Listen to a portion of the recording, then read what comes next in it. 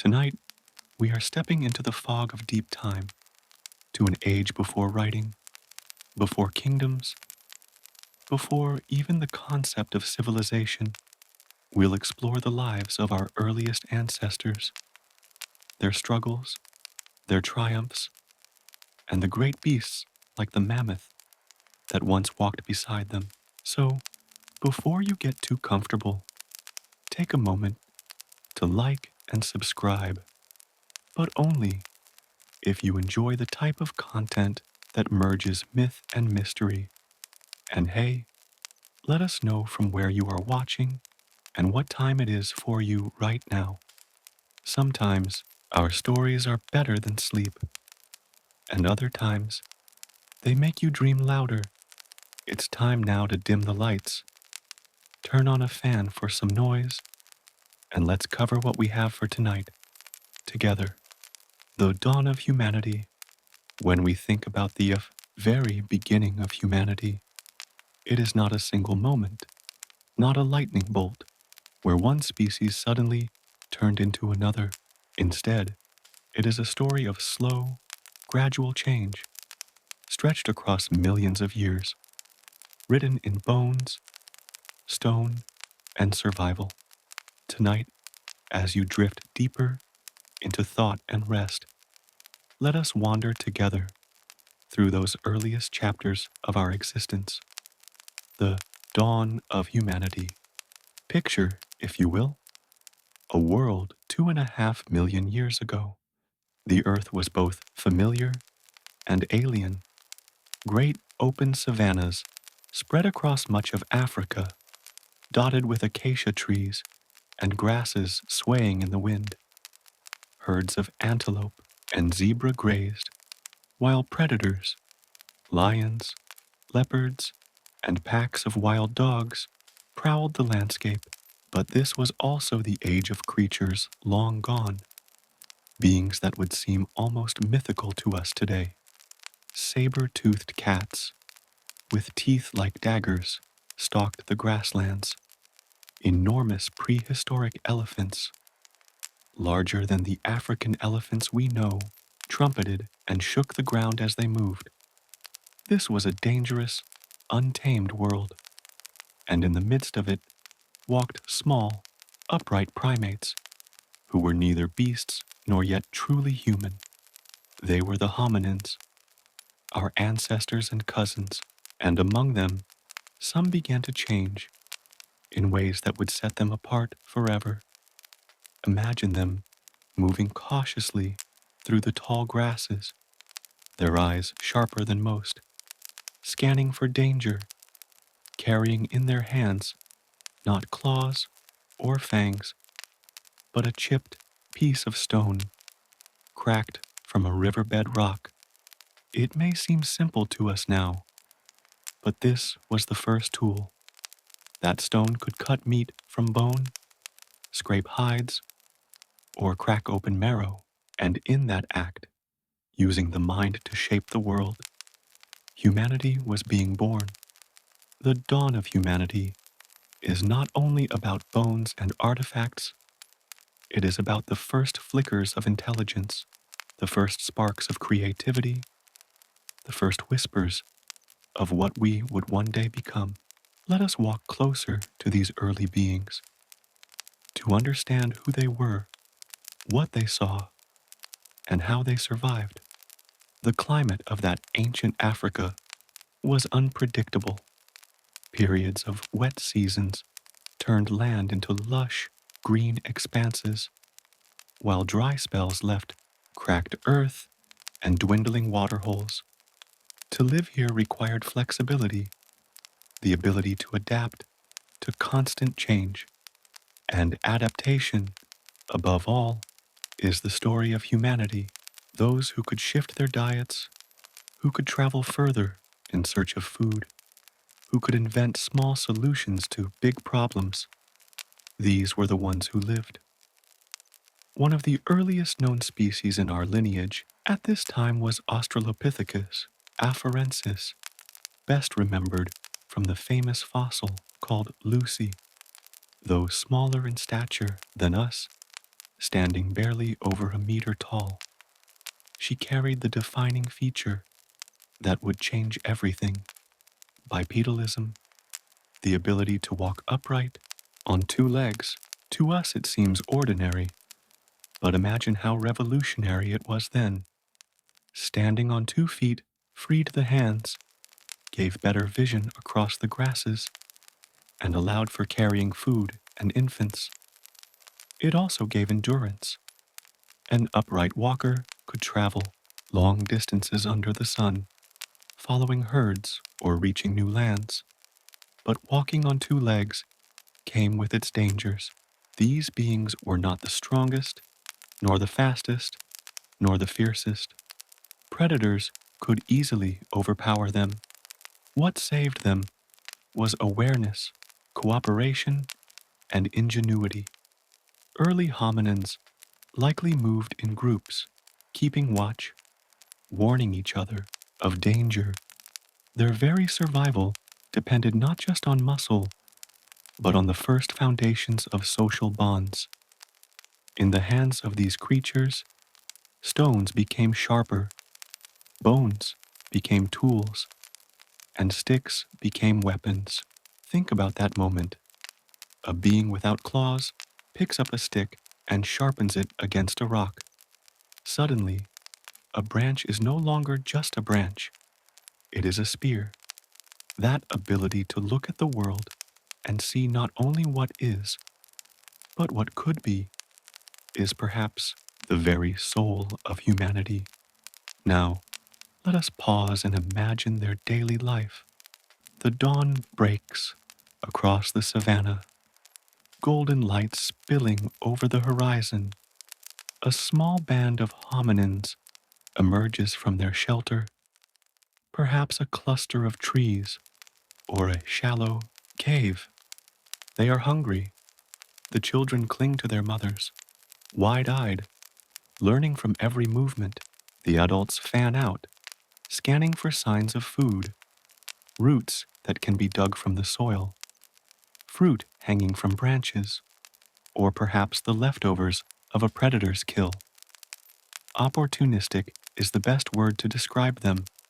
They were not always the hunters. Often, they were the scavengers. After lions or saber-toothed cats had eaten their fill, our ancestors approached the carcass, nervously keeping watch, and used sharp stones to cut away what remained. It was dangerous, but it was worth it.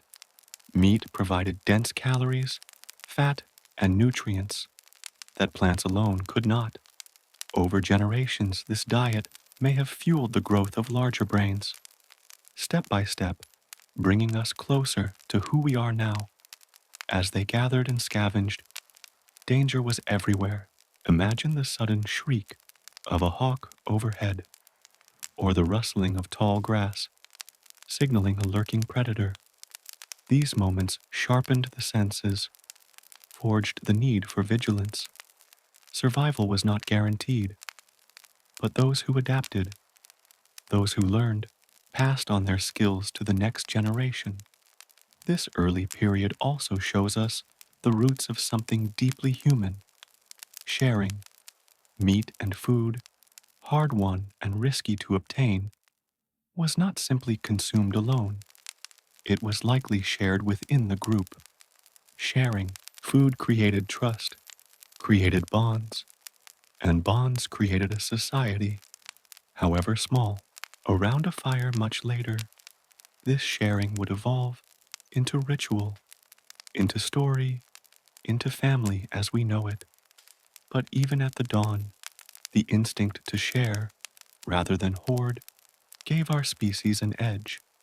One of the most fascinating aspects of this time is the way brains and behavior co-evolved. Bigger brains meant more complex thinking, but more complex thinking demanded bigger brains. This feedback loop would propel humanity forward. But in these early days, it was just beginning. Communication may have been limited to gestures, calls, and basic sounds, but even that could mean the difference between life and death. a warning cry for a stalking predator, or a signal to others to approach a found food source, was language in its earliest form. Now let's return to the landscape itself. The Africa of this time was teeming with life. Herds thundered across the plains. Rivers swelled with hippos and crocodiles. Forested patches held fruiting trees, while open grasslands stretched as far as the eye could see. To move through this world was to constantly balance risk and reward. Step too close to a river, and a crocodile might lunge. Wander too far into open grassland, and a lion might attack. Yet, with each generation, our ancestors learned. They mapped their world, remembered safe places, and passed that memory to their children. Knowledge was becoming as important as strength. As millennia passed, new species emerged from the older ones. One of the most important in this dawn stage was Homo habilis, the handyman. Around 2.4 million years ago, Homo habilis took tool making to a new level. No longer just picking up stones, they intentionally struck rocks together to create sharp-edged flakes and cores. These were the first stone tools of the Oldowan tradition, simple to us, revolutionary to them. With these tools, Homo habilis could butcher animals more efficiently, crack bones to reach the rich marrow inside, and perhaps even defend themselves more effectively. But tools were not just about survival, they were also about teaching. Imagine a parent showing a child how to strike stone against stone to create a sharp edge. That act of teaching, of passing knowledge deliberately, was another step in becoming human. The dawn of humanity then was not a single event. It was a tapestry woven across time, where environment, adaptation, intelligence, and cooperation slowly shaped us. It was a story of beings who were vulnerable, yet resourceful, weak compared to predators, but mighty in imagination. Think now about what it must have felt like to live in that world. Nights lit only by stars and moon. No walls, no locks, only the dark sounds of the wild, the roar of lions in the distance, the calls of hyenas, the whispers of insects filling the silence. For our ancestors, every night was both fear and wonder, and yet they endured. They not only endured, they thrived, multiplying, spreading, experimenting with life in ways no other animal ever had. It is in this dawn that we see the roots of all that would follow. Fire, art, language, society, belief. Every invention of later times began here, in the minds of beings who looked at their world not just as it was, but as it could be. The dawn of humanity was the moment when evolution gave rise to imagination, and imagination gave rise to possibility. Australopithecus, the upright walker, to truly appreciate the dawn of humanity, we must step even further back into the world of Australopithecus, the upright walkers who set the stage for everything that followed. These beings were not yet human as we understand it, yet they carried within their bones and movements the blueprint of our future. If we could walk among them today, they might seem both familiar and strange, creatures who looked somewhat like us, but also very much like apes. And yet, they were something entirely new, a bridge between two worlds. Let us imagine their world. Africa 3 to 4 million years ago. The landscape was shifting, with forests receding and grasslands spreading wider. Climate change was reshaping the environment, and with it, life itself. The ancestors of Australopithecus had lived comfortably in trees, climbing with agility, gathering fruits, and leaping from branch to branch.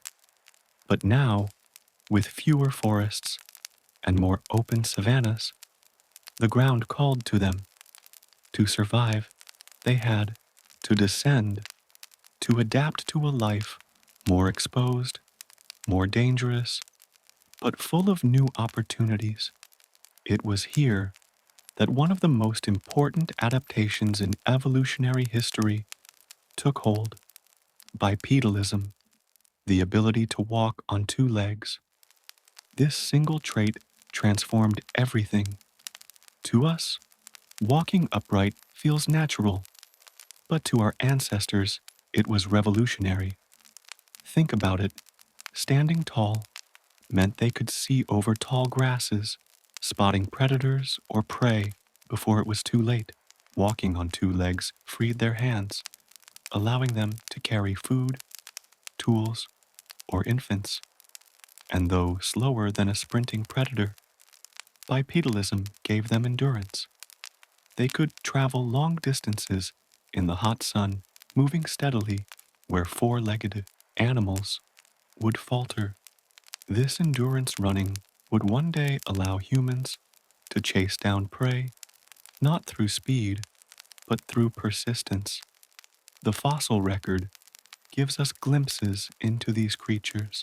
The most famous among them is Australopithecus afarensis, best known through the skeleton of a female discovered in 1974 in Ethiopia, affectionately named Lucy. Standing only about 3.5 feet tall, with long arms and a small skull, Lucy seemed, at first glance, more ape than human. Yet, her pelvis, leg bones, and footprints, found in ancient volcanic ash, tell another story. She walked upright. Her stride was short, her gait perhaps a little awkward, but it was unmistakably bipedal. The Laetoli footprints in Tanzania, preserved in ash for over 3.5 million years, reveal a group of Australopithecines walking together, side by side. In those imprints, frozen in time, we see family, companionship, and the first steps of humanity. But let us not imagine Australopithecus as graceful walkers of the open plains alone. They lived in a world of balance, part arboreal, part terrestrial. Their long arms and curved fingers show they still climbed trees for safety and food. At night, perhaps, they retreated to branches to escape predators, just as many primates do today. By day, they ventured into the grasslands, foraging for tubers, seeds, and fruits. They cracked nuts with stones, though their tool use was not as refined as later species. Life was simple, yet fraught with constant challenges. Their skulls reveal much about their minds.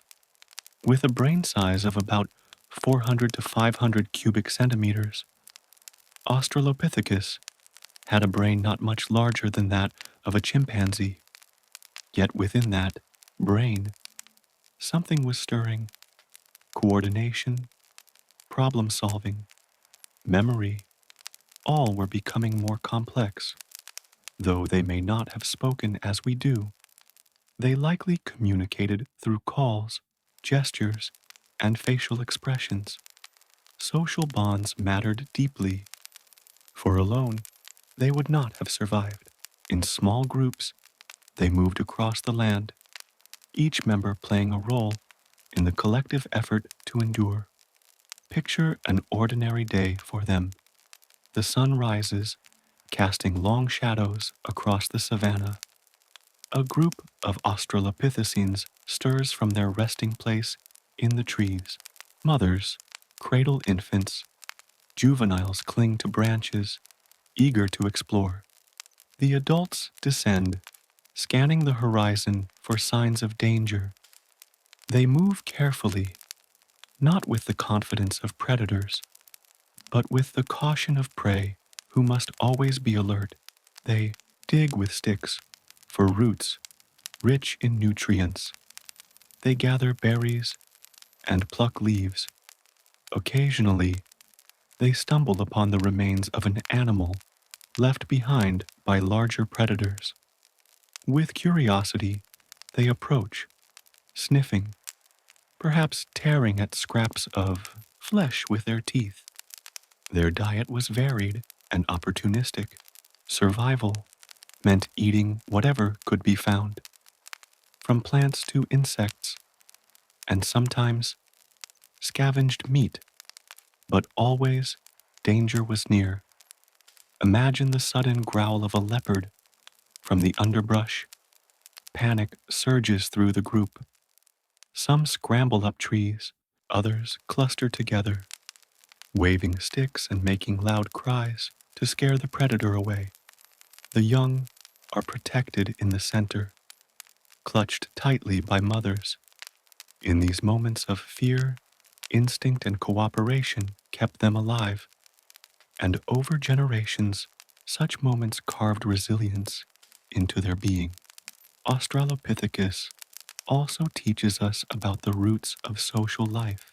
Their groups were likely small, perhaps a dozen individuals. Within these groups, bonds formed through grooming, sharing food, and protecting one another. Grooming, a behavior we still see in primates today, was not only about cleanliness but about trust. To groom another was to build a relationship, to weave the fabric of community. In these small, intimate groups, the seeds of society were sown. It is easy to underestimate them because they did not build cities or create art, but in their way, they were innovators, walking upright, balancing life between trees and savannas, using simple tools. These were extraordinary adaptations. They did not conquer the world, but they endured for millions of years, far longer than modern humans have yet existed. Their success is measured not in monuments, but in survival. Let us not forget, too, the emotional world they may have known. Fossil evidence suggests Australopithecines cared for their young and perhaps for injured members. Imagine a mother carrying her child, soothing it with gentle sounds. Imagine a group mourning the loss of one of their own, gathering silently near a lifeless body. Though we cannot know their thoughts, we can see in their actions the earliest traces of compassion, of bonds that went beyond instinct. And what of their senses? To live in such a dangerous world, they needed sharp eyes, keen ears, and alertness to every sound and movement. The rustle of grass could mean a predator. The distant call of another group could signal competition or danger. Their awareness of the environment was constant, a vigilance that shaped their minds into tools of survival. Over time, Australopithecus gave rise to different branches. Some species grew more robust, with powerful jaws for chewing tough plants. Others became more slender, adapted for agility and movement. Evolution experimented, creating variations that spread across Africa. Some lines would fade into extinction, while others carried the spark forward. Among those descendants, eventually, would come the first members of the genus Homo, the true humans. But before that, Australopithecus stood as pioneers, They were the ones who dared to step onto the open plains. They were the ones who reshaped their bodies for a new way of life. They were the ones who, with each careful step, brought us closer to ourselves. When we look at them, preserved in fossils and footprints, we are reminded that humanity did not appear suddenly. It was not a miracle, but a journey, a long, patient journey of small changes, each one building on the last, each one a step forward in the story of life. The upright walkers may not have known what they were becoming, but we know they were becoming us. As night falls in their ancient world, picture them once more. The group settles into the safety of trees, the young curled against their mothers, the adults weary but watchful. Stars scatter across the sky, the same stars we see tonight. The wind carries the scents of earth and grass, the distant roars of predators, the pulse of a world alive. And there, in the branches, a small band of upright walkers dreams, if not in words, then in sensations, in memories, in the shared comfort of belonging. This was Australopithecus, neither ape nor human, but a bridge between the two. They walked so that we could run. They endured so that we could flourish. And in their quiet resilience, they remind us that humanity's foundation was not power or conquest, but adaptation, cooperation, and the courage to stand upright in a world of uncertainty. Homo habilis, the handyman. The story of humanity is a story of hands. Hands that shaped the world, hands that built the future. And at the heart of this story stands a figure who earned a name that still echoes with significance. Homo habilis, the handyman. These were the beings who took the first great leap from merely surviving in nature to reshaping it. They were not the strongest, nor the largest, nor the fiercest animals on the plains, but they carried with them a gift that would prove more powerful than claws or fangs, the gift of making tools. Let us step back in time to around 2.4 million years ago in East Africa. The land was a patchwork of environments, woodlands blending into grasslands, with rivers cutting across the terrain. Animals of every kind roamed these spaces. Antelope herds grazed in the fields. Hippos wallowed in muddy pools. Lions and leopards lurked in the shadows, ever hungry, ever waiting.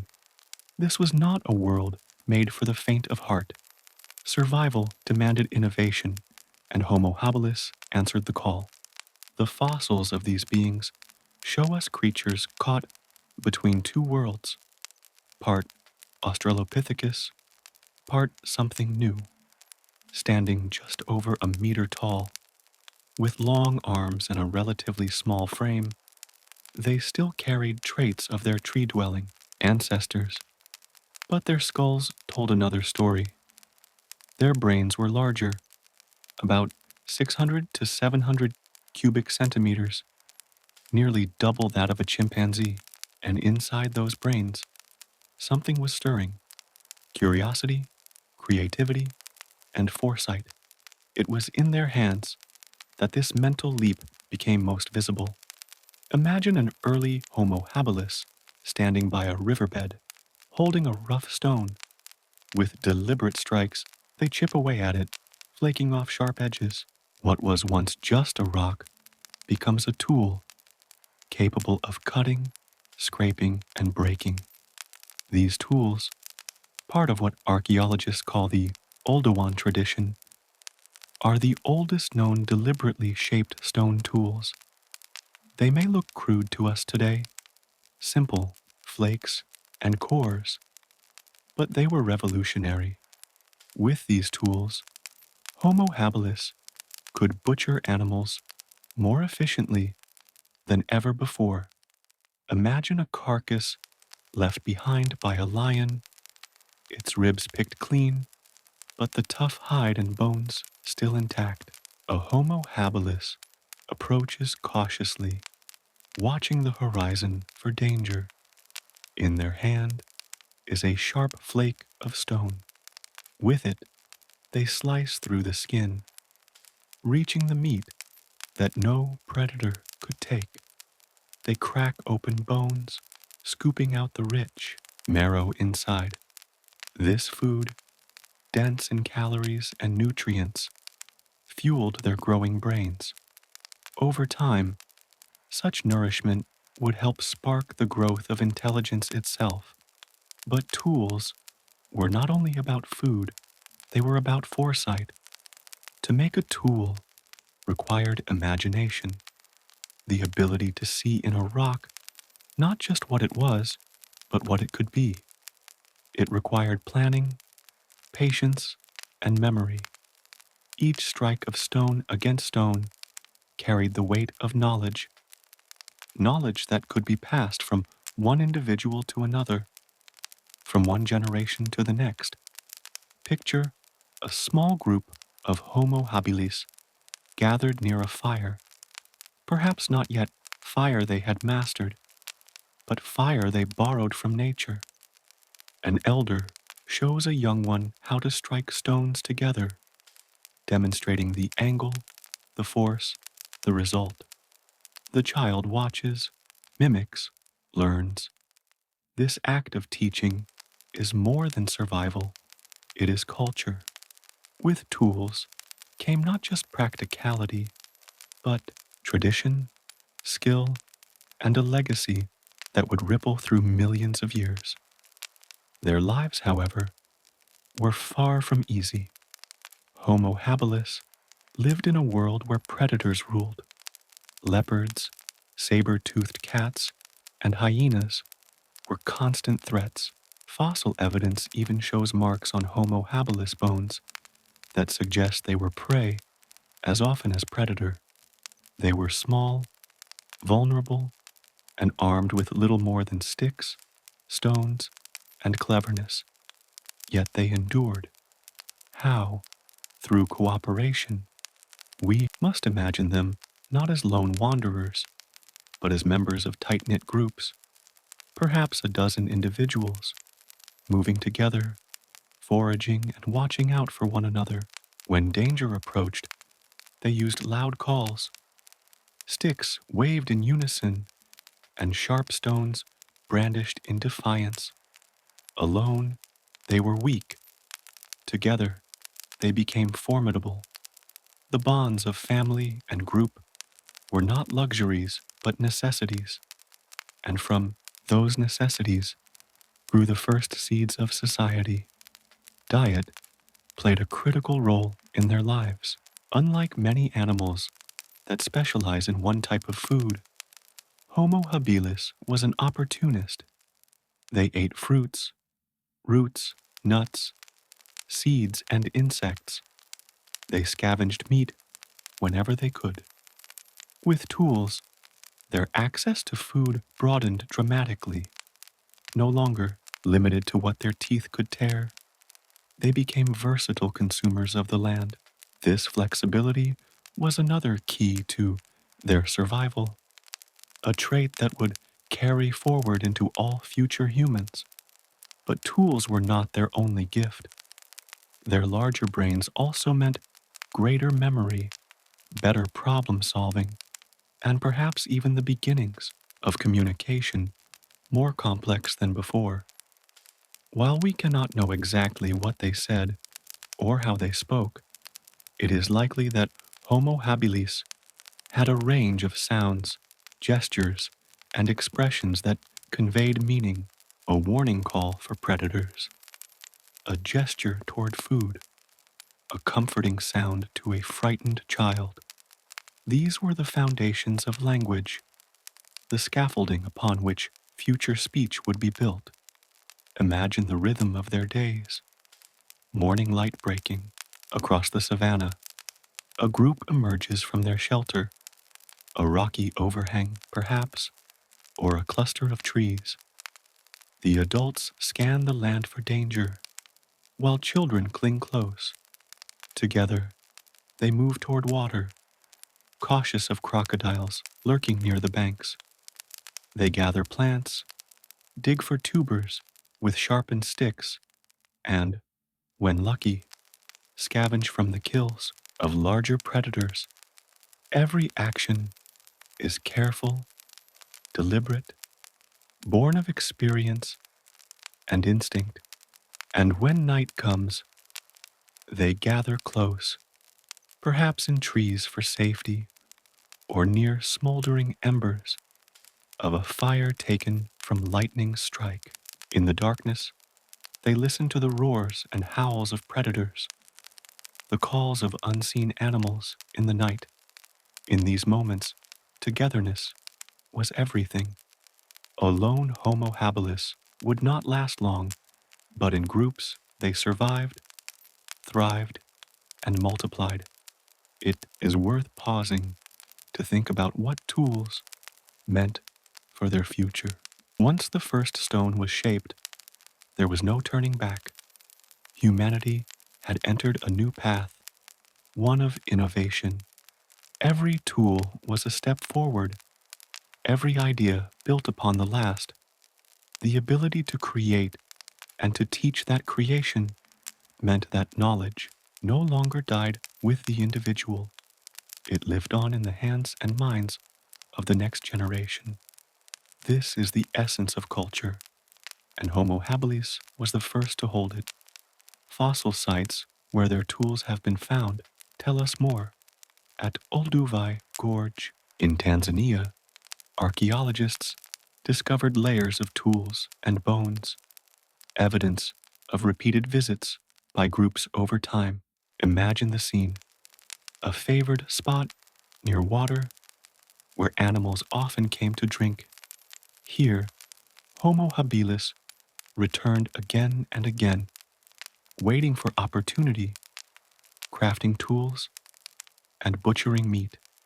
Over generations, these places became part of their memory, landmarks in a mental map of survival. Some scholars believe that Homo habilis may have even begun the long partnership with fire, not creating it, but keeping and using it when found. A wildfire sparked by lightning could provide embers, carried carefully and kept alive for days. Fire meant warmth, protection from predators, and the possibility of cooked food. Whether or not Homo habilis truly controlled fire is debated, but the idea that they may have been the first to grasp its potential is both plausible and deeply human. Let us reflect on their name again. Handyman. It is not just about tools. It is about the transformation of the relationship between humans and their environment. Before Homo habilis, creatures adapted to the world as it was. With Homo habilis, the world itself began to change in response to human intention. Rocks became blades, bones became hammers, sticks became spears. For the first time, nature was no longer simply endured, it was shaped. And so, Homo habilis occupies a special place in our story. They were the pioneers of invention, the first to step into the realm of creation that would one day give us art, science, and technology. They may not have known the journey they had begun, but in their simple tools lay the seeds of every future human achievement. As we close our eyes and picture them, let us not see them as crude or primitive, but as extraordinary survivors and innovators, small in stature, vulnerable in body, but immense in imagination. The handyman may not have looked like us in every way, but they carried within them the spark that makes us human. When night fell upon their ancient world, they sat together, their stone tools at their side, their eyes reflecting the flickering light of fire borrowed from the heavens. And perhaps, in their hearts, they felt what we feel even now, the drive to endure, to create, to belong. Homo habilis was not the end of the journey, but the beginning of something far greater, and it is because of their hands, the hands that shaped stone, that we are here tonight telling their story.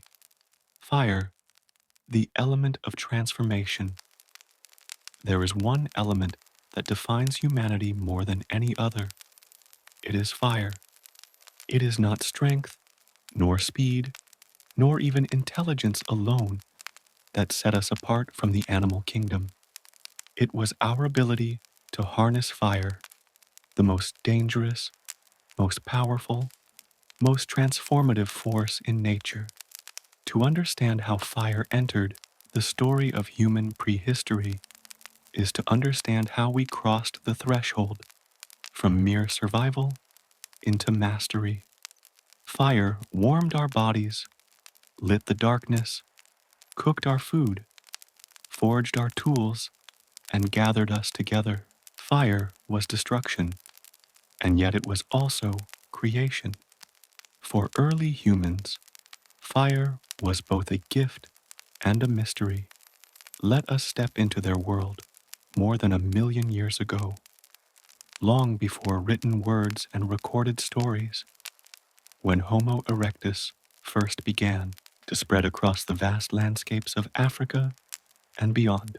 Imagine a storm sweeping across the plains, thunder rolling across the sky, lightning tearing jagged paths of light from the clouds to the ground. In its wake, a tree bursts into flame. Animals scatter in terror, the blaze devouring grasses, filling the air with smoke. To most creatures, this was terror incarnate, but to our ancestors, it was something more. At first, they feared it as well. They stood at a distance, watching the red glow and the curling black smoke. Fire was death if touched, merciless and untamed. But as days passed, the flames smoldered and quieted, leaving behind warmth and glowing embers. A predator might approach cautiously, sniffing, then turning away. But humans lingered. They discovered that near the ashes, warmth pushed back the cold of night. They found roasted seeds and charred animal bones that tasted different, richer, easier to chew, easier to digest, and slowly, curiosity overcame fear.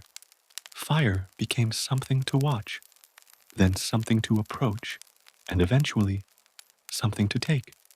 Picture an early human carefully carrying a burning branch, shielding it from the wind, bringing it back to the safety of a cave or a sheltered spot.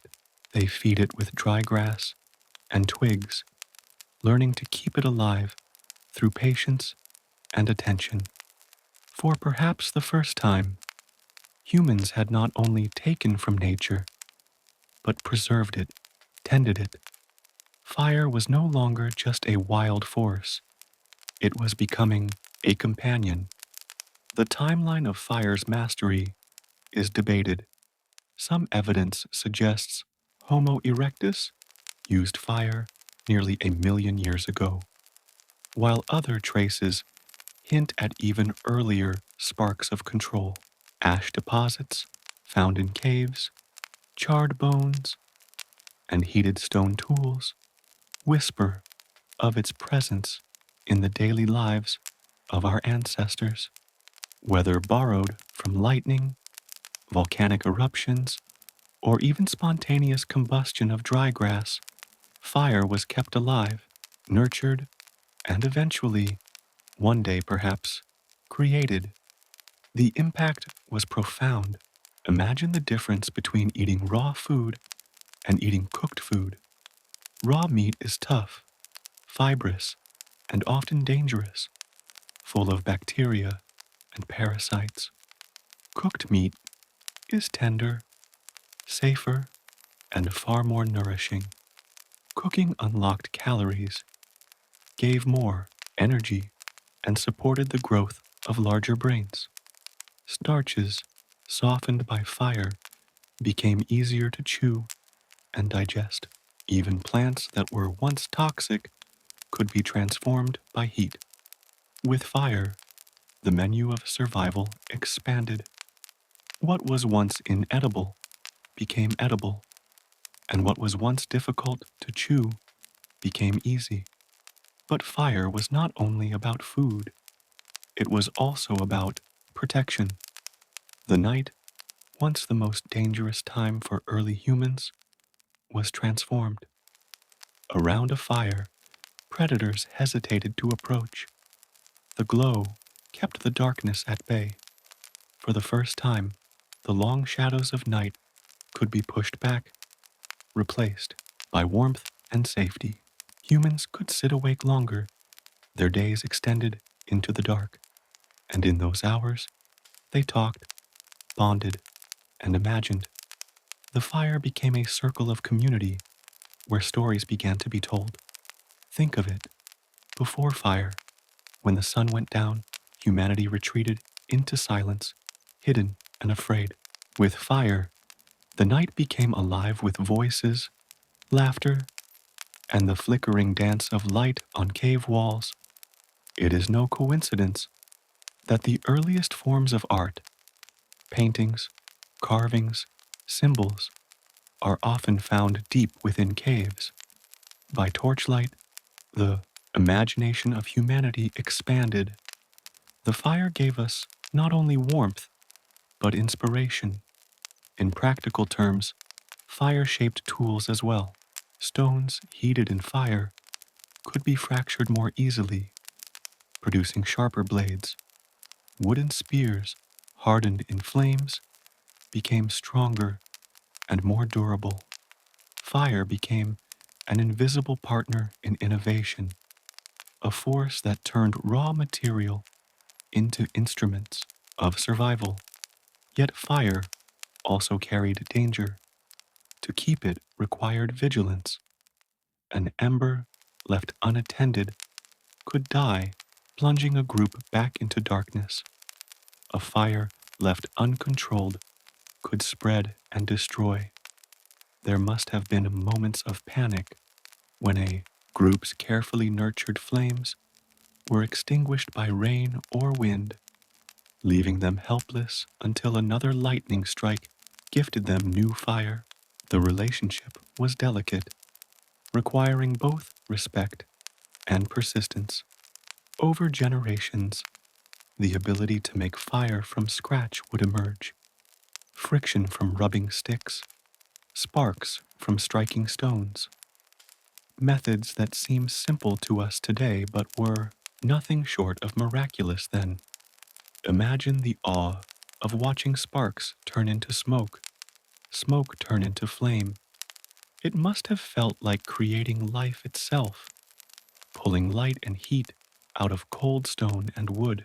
No wonder fire would later be worshipped, revered as a gift from the gods, a symbol of life and spirit. The social impact of fire cannot be overstated. Around the fire, humans gathered, food was shared, knowledge passed down, alliances forged. The fire was a gathering place, a nucleus of community. It gave rise to rhythm and ritual, dances in the flickering light, chants and songs echoing into the night. Fire became a stage for culture, and culture, in turn, became the foundation of civilization. Consider also the way fire expanded human horizons. With warmth, early humans could survive in colder climates, spreading into new territories. Far beyond Africa, fire opened the gates to the world, carrying humanity into places where no primate had ever lived. It gave us mastery over environment, allowing us to bend landscapes to our will. But perhaps the most profound gift of fire was time. With fire, the day no longer ended at sunset. Hours once spent in darkness and silence could now be filled with thought, communication, and imagination. Fire created leisure, and leisure created reflection. Around the fire, humans dreamed. They spoke of hunts, of dangers, of hopes. They shared stories of ancestors, of spirits, of mysteries. From fire came myth, and from myth came meaning. Archaeological evidence shows hearths, carefully arranged, circles of stones blackened with soot, layers of ash that built up over years of use. These were not accidents of nature. These were the fingerprints of culture. They show us that fire was not just borrowed, but cherished, sustained across generations. Each hearth was a symbol of continuity, a bond between past and present, a reminder that humanity had crossed into a new realm of existence. Even the very rhythm of human biology may have changed with fire. The safety it offered allowed for longer sleep, more rest, and deeper dreaming. Cooked food meant less time chewing and digesting, freeing energy for other pursuits. Fire literally reshaped our bodies and our minds, driving the growth of culture and civilization. And so, when we think of fire, we must think not only of its practical uses, but of its symbolic power. It is no coincidence that in myths from Greece to India, fire is a gift stolen from the gods, a sacred treasure that marked the beginning of humanity's greatness. Prometheus bringing fire to mortals, Agni carrying prayers to the heavens, the eternal flames tended in temples. These are echoes of the awe our ancestors felt the first time they saw flames leap into the night. Fire was danger, yes, but fire was also possibility. It was both destroyer and protector, both enemy and ally. In its light, humans discovered themselves, their potential, their imagination. It is not too much to say that fire was the first technology, the first true invention, and the first step toward civilization. As you drift deeper into this story, picture the scene: a group of early humans gathered around a fire. Children sit wide-eyed, watching sparks drift into the sky like stars. Elders speak softly, passing on knowledge. The warmth soothes weary bodies. The light pushes back the dark. Beyond the circle, the night is filled with unseen dangers. But here, in the glow of fire, there is safety, there is comfort, there is humanity. This was the element of transformation, the turning point that set us apart from every other creature. Fire was not just something we used, it became part of who we are. And from that moment on, humanity would never again walk in darkness without light. Homo erectus, the first wanderers. Let us take a quiet step forward in time, dear friend, into the age of a species that walked tall, carried fire, and dared to wander farther than any of its ancestors had ever gone. This is the story of Homo erectus, whose very name means upright man. They were not the first humans, but they were the first to truly look like us in many ways. They were also the first to leave Africa behind, carrying their resilience and ingenuity into the unknown. If humanity's journey is a long tale of exploration and survival, then Homo erectus is the chapter where the story expands across the globe. So before you let your eyelids grow heavy, imagine them, these people of nearly 2 million years ago, walking across savannas, through forests, along riverbanks, and eventually into distant lands far from their place of origin. Imagine their shadows stretching long against the setting sun, their spears clutched firmly, their fire carried carefully, their eyes alert to predators and prey alike. They were the first true wanderers of prehistory, and their journey is as vast as the world itself. The appearance of Homo erectus, the fossil record, tells us that Homo erectus first appeared roughly 1.9 million years ago, likely in East Africa. Their bodies were different from their earlier relatives. They stood taller, often reaching heights similar to modern humans, sometimes as much as 6 feet. Their limbs were longer and more proportioned for walking upright across great distances, where earlier hominins had shorter legs and longer arms, suited more for climbing trees. Homo erectus was built for endurance on open ground. Their skulls were thicker, with heavy brows and long, low brain cases, yet inside, their brains were larger than those of Homo habilis or Australopithecus. At around 900 cubic centimeters, their brain size was nearly double that of their ape-like ancestors. It was still smaller than ours today, but it marked an extraordinary leap forward. That extra brain power allowed for sharper thinking, more complex planning, and a greater ability to adapt. Their jaws were strong, their teeth sturdy, reflecting a diet that was varied and sometimes tough. But the most striking feature was their posture. They were truly upright walkers, striding across landscapes with endurance unmatched in the animal kingdom. In this way, Homo erectus embodied what it meant to be human, to walk forward, step by step, into the unknown. The tools of a new age. Homo erectus was not only defined by their bodies, but by the tools they carried.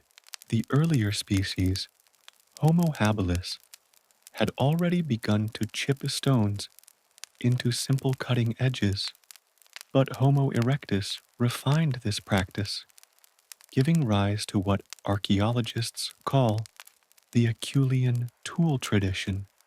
If you imagine holding one of their hand axes, you would feel its weight in your palm, shaped carefully on both sides into a teardrop or oval form.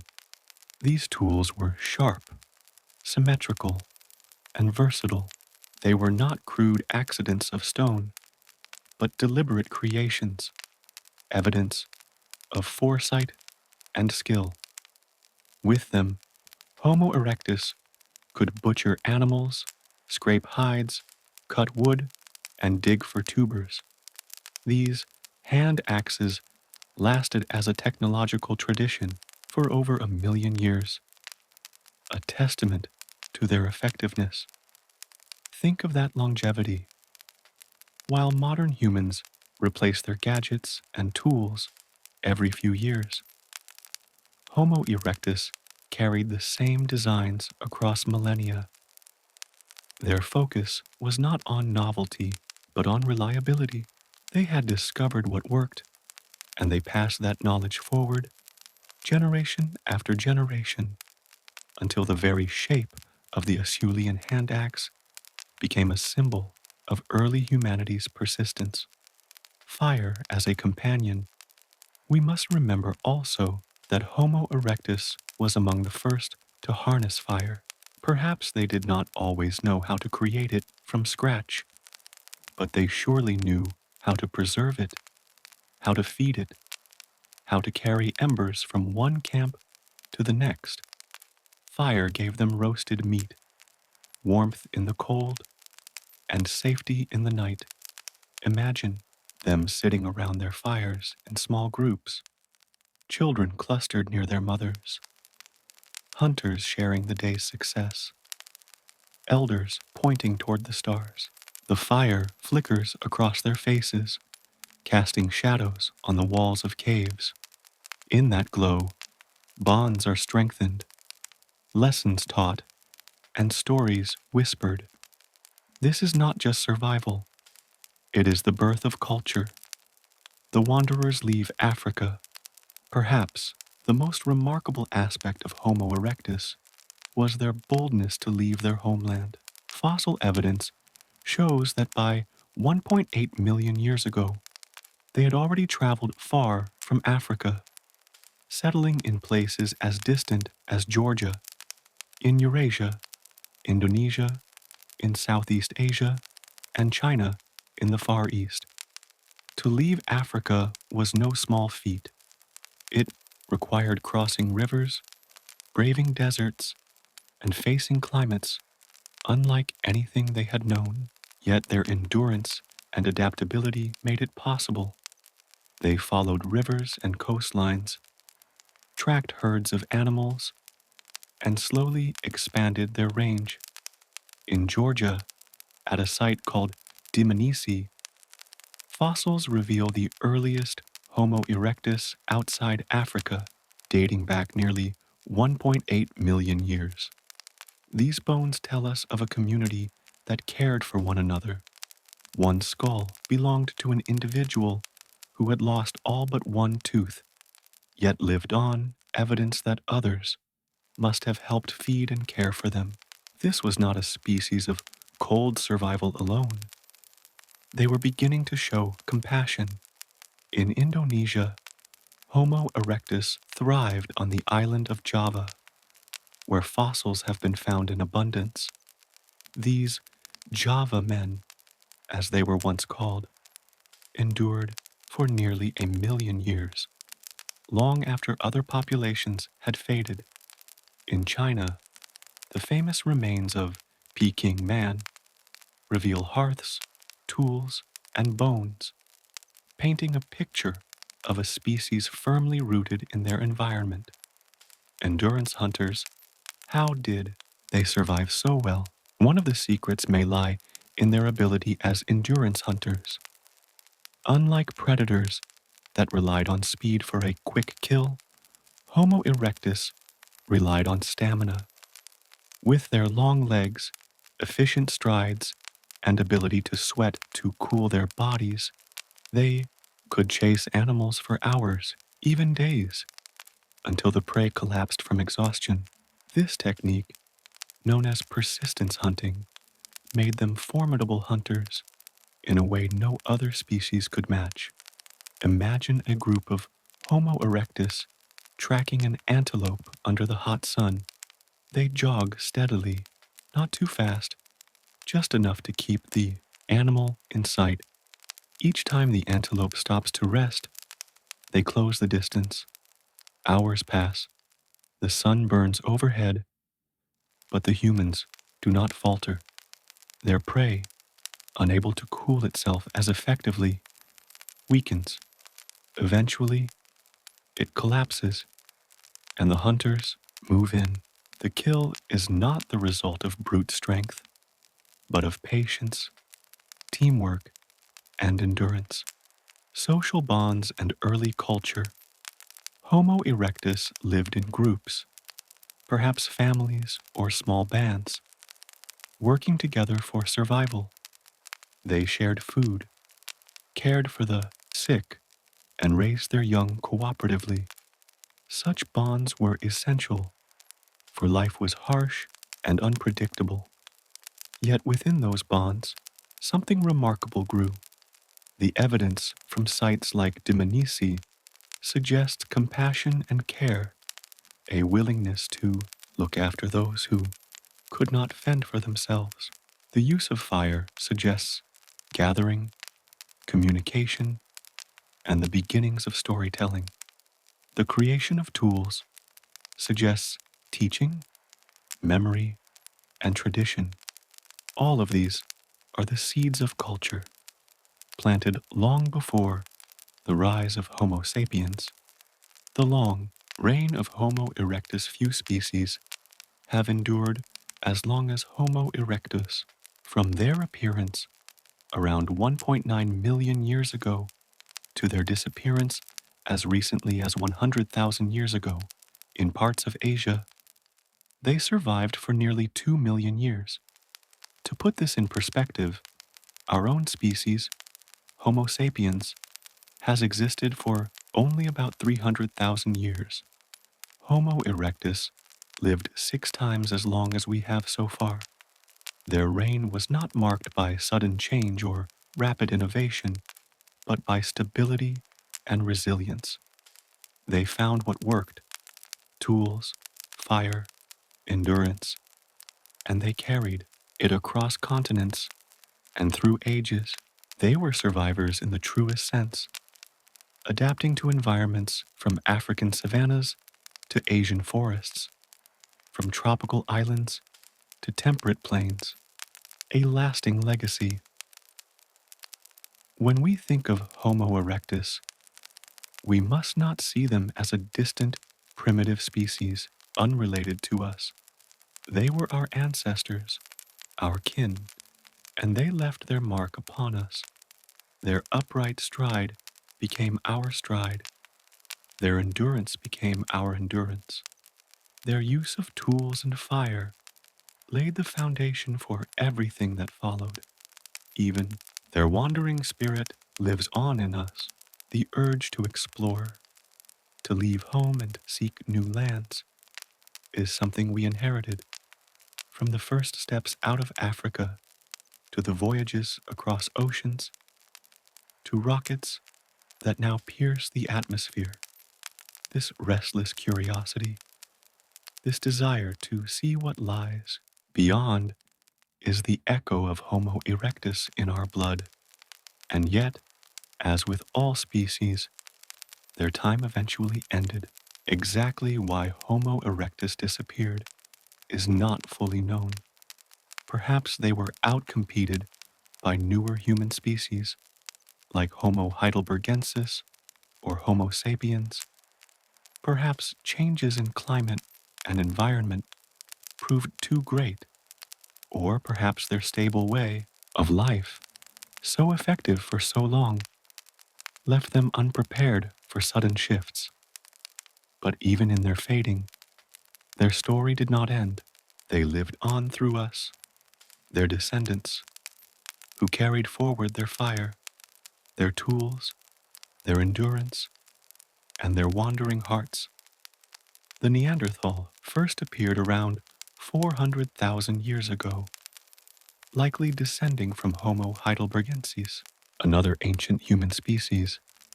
Their world was dominated by the glacial cycles of the Pleistocene. Europe, where they lived in greatest numbers, was a land of advancing and retreating ice sheets, vast cold plains, and forests that changed with the climate. To survive in such conditions required not only strength, but remarkable adaptability. The Neanderthals were up to the task. Their bodies told the story, shorter and stockier than ours, with wide rib cages, strong arms, and barrel-shaped chests. They were perfectly built to conserve heat and endure the cold. Their bones, thick and dense, spoke of lives filled with physical demands, of hunting, building, carrying, and surviving. Yet within those heavy frames was a spark of humanity that shone brightly. Their faces were distinct, with large noses that helped warm the icy air, heavy brows, and elongated skulls. But behind those features were brains slightly larger on average than ours today. around 1,500 cubic centimeters. Intelligence was not absent here. It was their companion. With that intelligence, they crafted tools, mastered fire, and organized their lives in ways both familiar and different from our own. The Neanderthals are best known for their tools, particularly those of the Mousterian tradition. These were not crude stones, bashed together at random but carefully shaped implements. They produced scrapers for preparing hides, points for spears, and flakes for cutting. The tools were versatile and specialized, reflecting a deep understanding of materials and needs.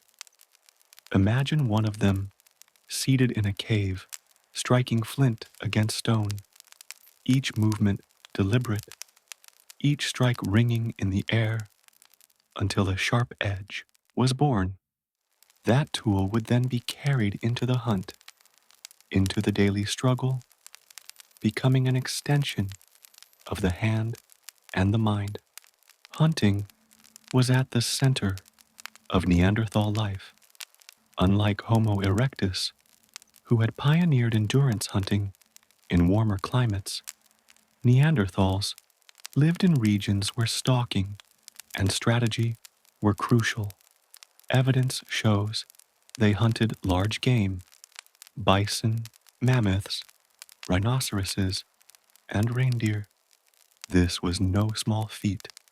Armed with wooden spears tipped with stone, they faced beasts many times their size. Some hunts likely involved driving animals into traps or ambushes, where cooperation among the group was essential.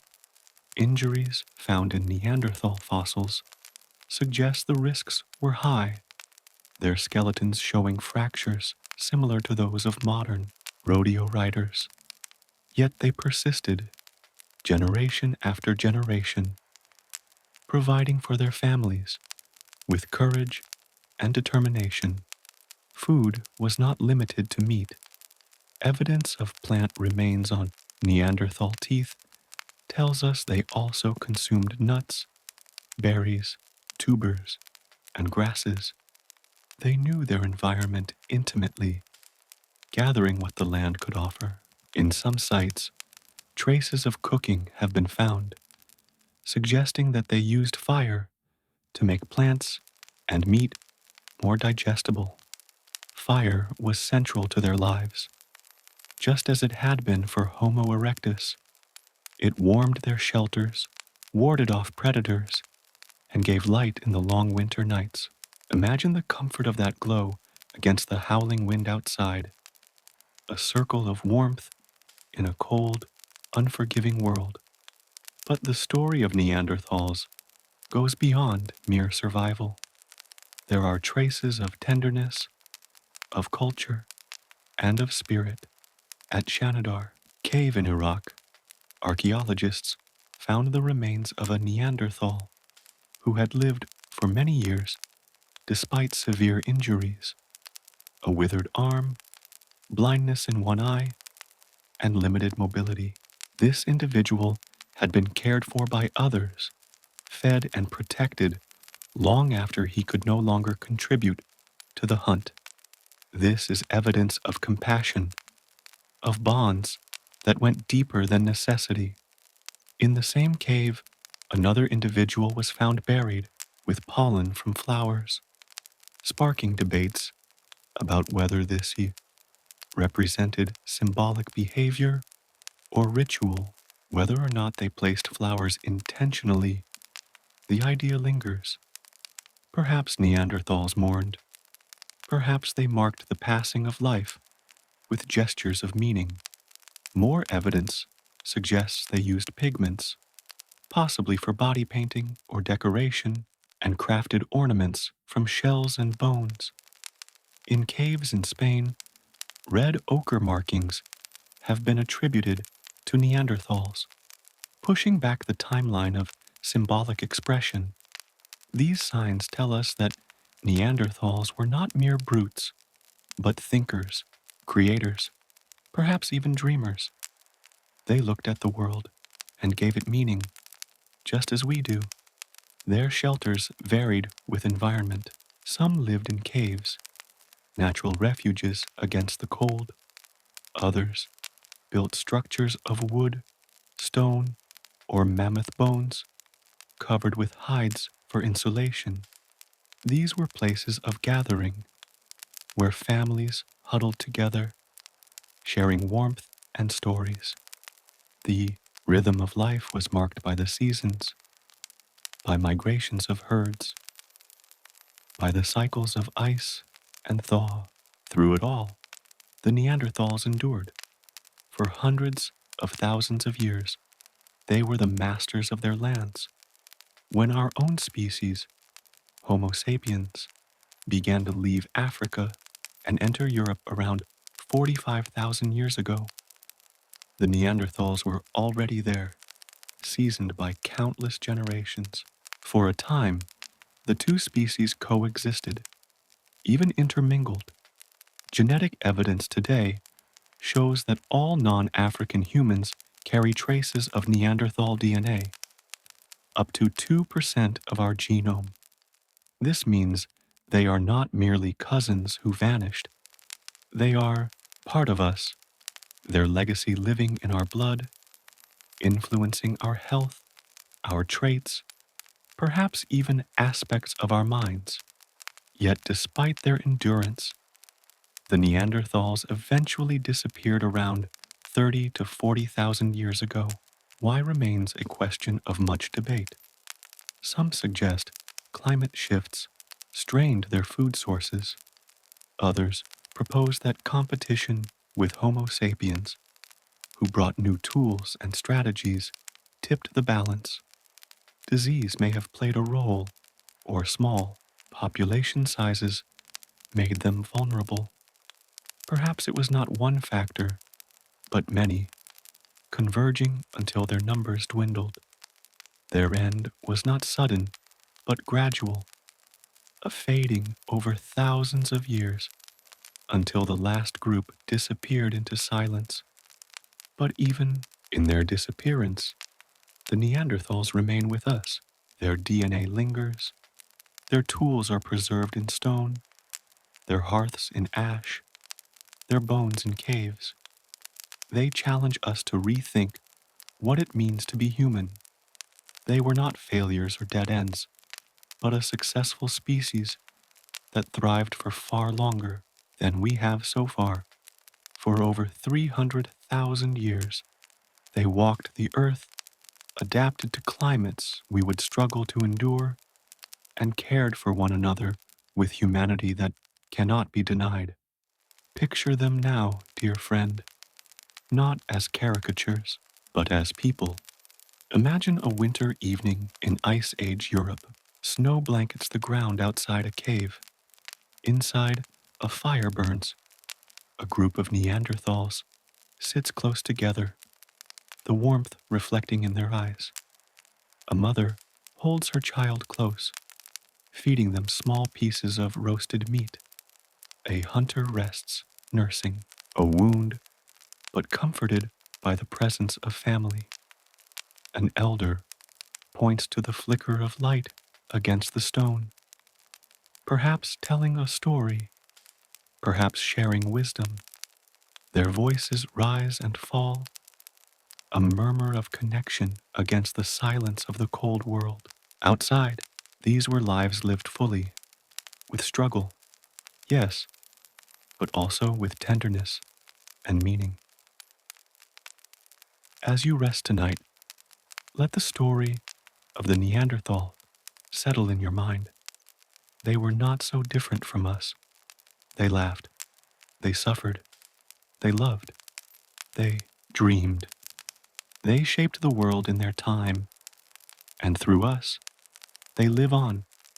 Their footprints are in our past, their blood in our veins, their spirit in our shared humanity. Close your eyes and imagine their fires, their hands shaping stone, their voices echoing in caves long since quiet. They are gone, but they are not lost. They remain part of the great human story, a chapter of endurance, strength, and kinship. Homo sapiens first appeared in Africa around 300,000 years ago, a species that combined the endurance, intelligence, and adaptability of their ancestors with a unique capacity for abstract thought, creativity, and communication. Their emergence was not sudden, but rather the result of millions of years of evolution that had refined the body, the brain, and the social instincts necessary for survival in a world that was at once beautiful and brutal. They were physically similar to modern humans, with high, rounded skulls, smaller brow ridges than Neanderthals, and a prominent chin. Their limbs were long and well proportioned, adapted for endurance running and precise manipulation, a reflection of both their genetic heritage and the demands of their environment. From the earliest days, Homo sapiens demonstrated an uncanny ability to adapt to different climates and terrains. In Africa, they inhabited savannas, forests, and river valleys, exploiting the resources available in each environment. They were omnivorous, consuming a diet of fruits, nuts, tubers, grains, and hunted animals, relying not only on scavenging, but on active hunting strategies that required coordination and planning.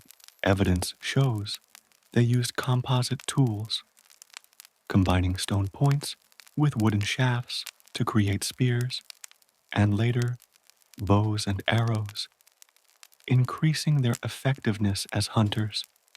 Tools were often carried long distances, reused, and modified, reflecting forward thinking and planning that set them apart from earlier human species. Communication played a central role in their success. While no direct evidence of spoken language survives, the complexity of their coordinated hunting, tool making, and social organization suggests a sophisticated system of vocalizations and gestures. Through these methods, knowledge could be transmitted across generations, allowing each new generation to build on the accomplishments of the previous. This capacity for cumulative culture meant that innovations were not lost, but refined over time, accelerating the development of technology, social structures, and artistic expression. Social life was complex and dynamic. Early Homo sapiens lived in bands ranging from 20 to 50 individuals, often interconnected with neighboring groups. These bands were cooperative units, sharing food, childcare, and knowledge. There is evidence of long-distance cooperation, where groups exchanged raw materials like stone, ochre, and shells, suggesting the existence of social networks that extended far beyond a single camp. Within these groups, individuals were assigned roles based on skill, age, and experience, creating a hierarchy of shared responsibility that ensured survival and resource distribution. The rise of Homo sapiens is closely linked to the development of symbolic thinking and artistic expression. Early cave art, dating back at least 60,000 years, demonstrates an understanding of representation and abstraction. Scenes of animals, human figures, and geometric patterns reveal not only artistic talent but the capacity for storytelling, ritual, and perhaps religious thought. Personal adornments, such as beads made from shells, bones, and teeth, indicate a sense of identity, status, and possibly spiritual beliefs.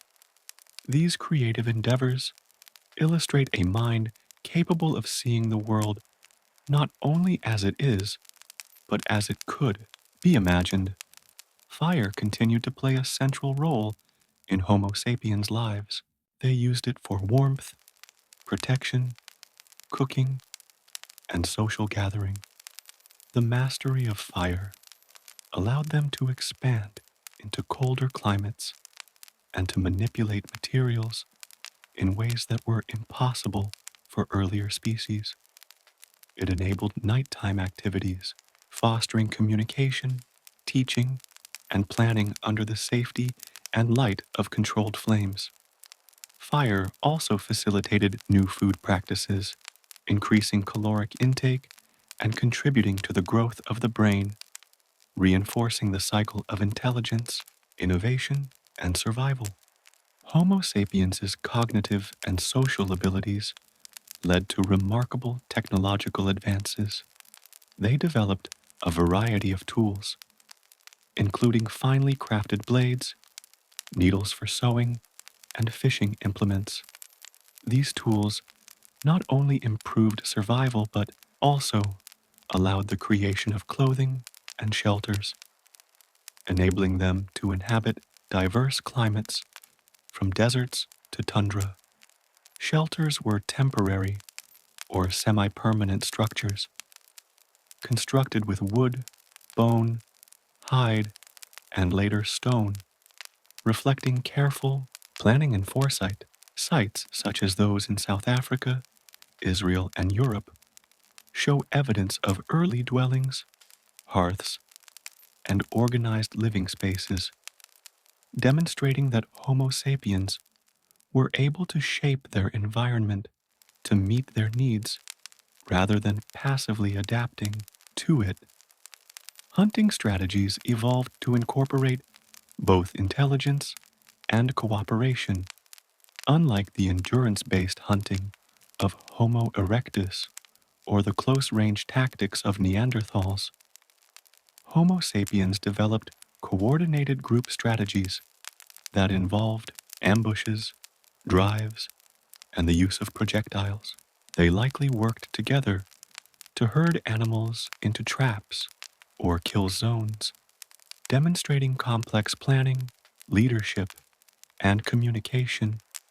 The ability to plan months in advance for seasonal migrations of prey or availability of edible plants gave them a decisive survival advantage.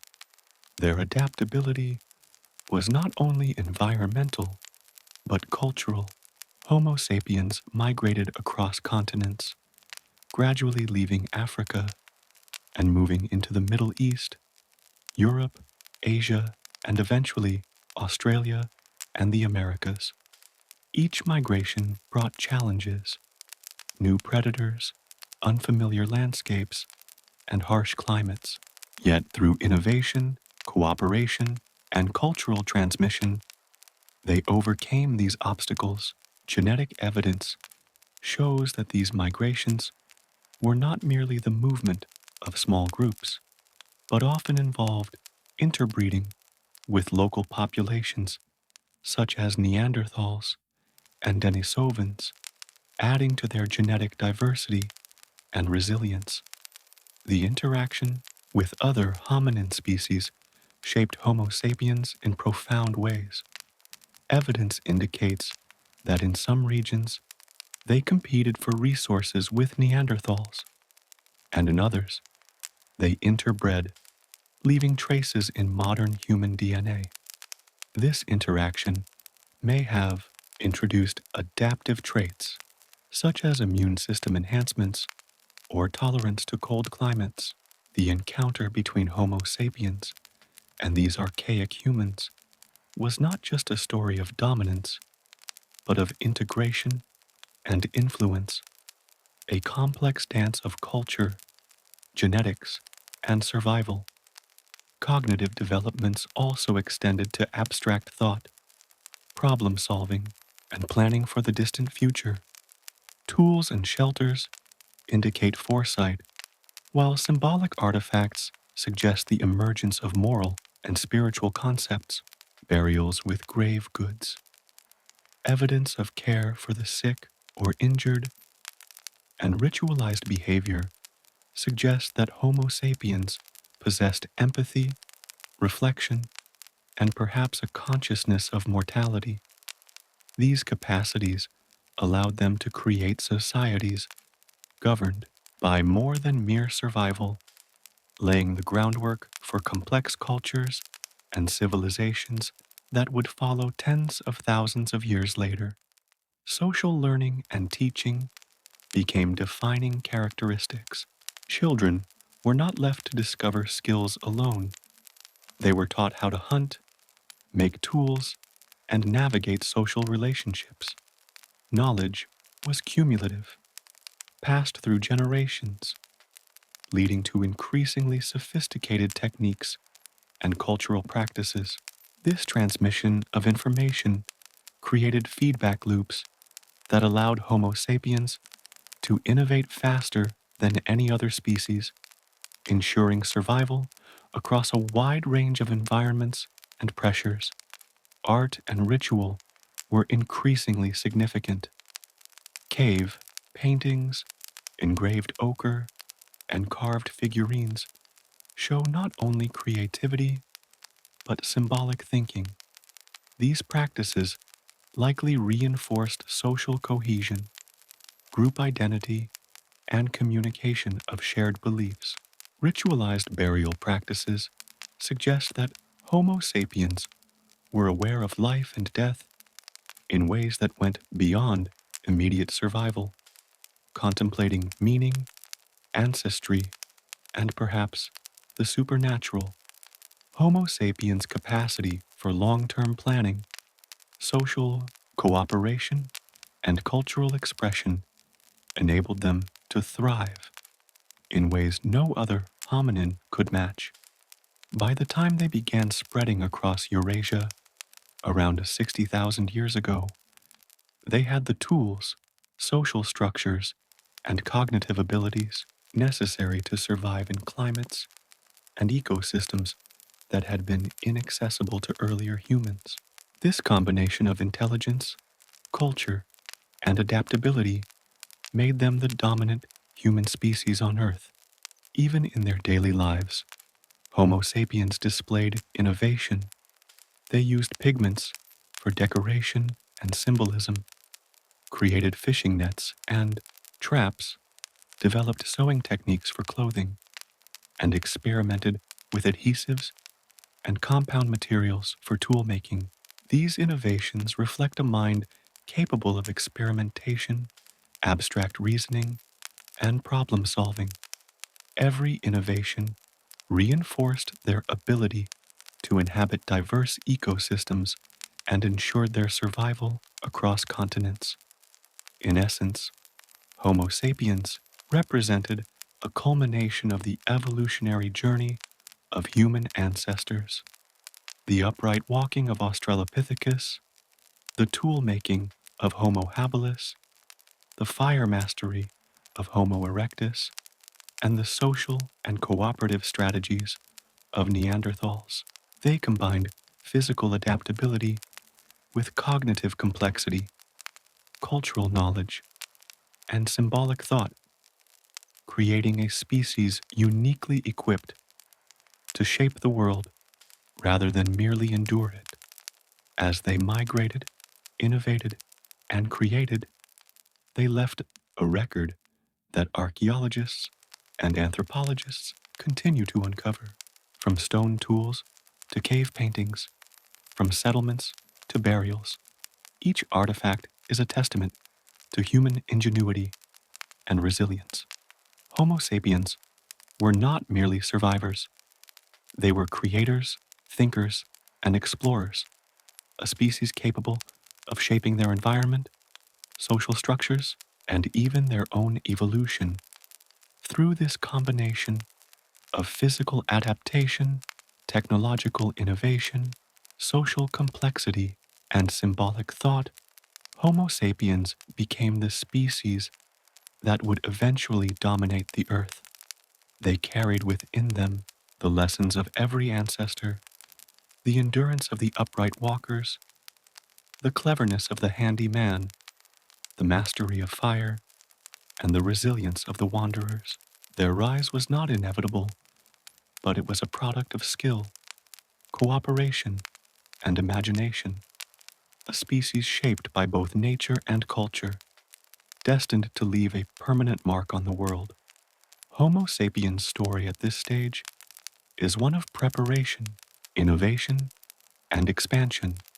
The species that emerged in Africa spread across continents, faced challenges of climate, competition, and survival, and continually adapted both physically and culturally.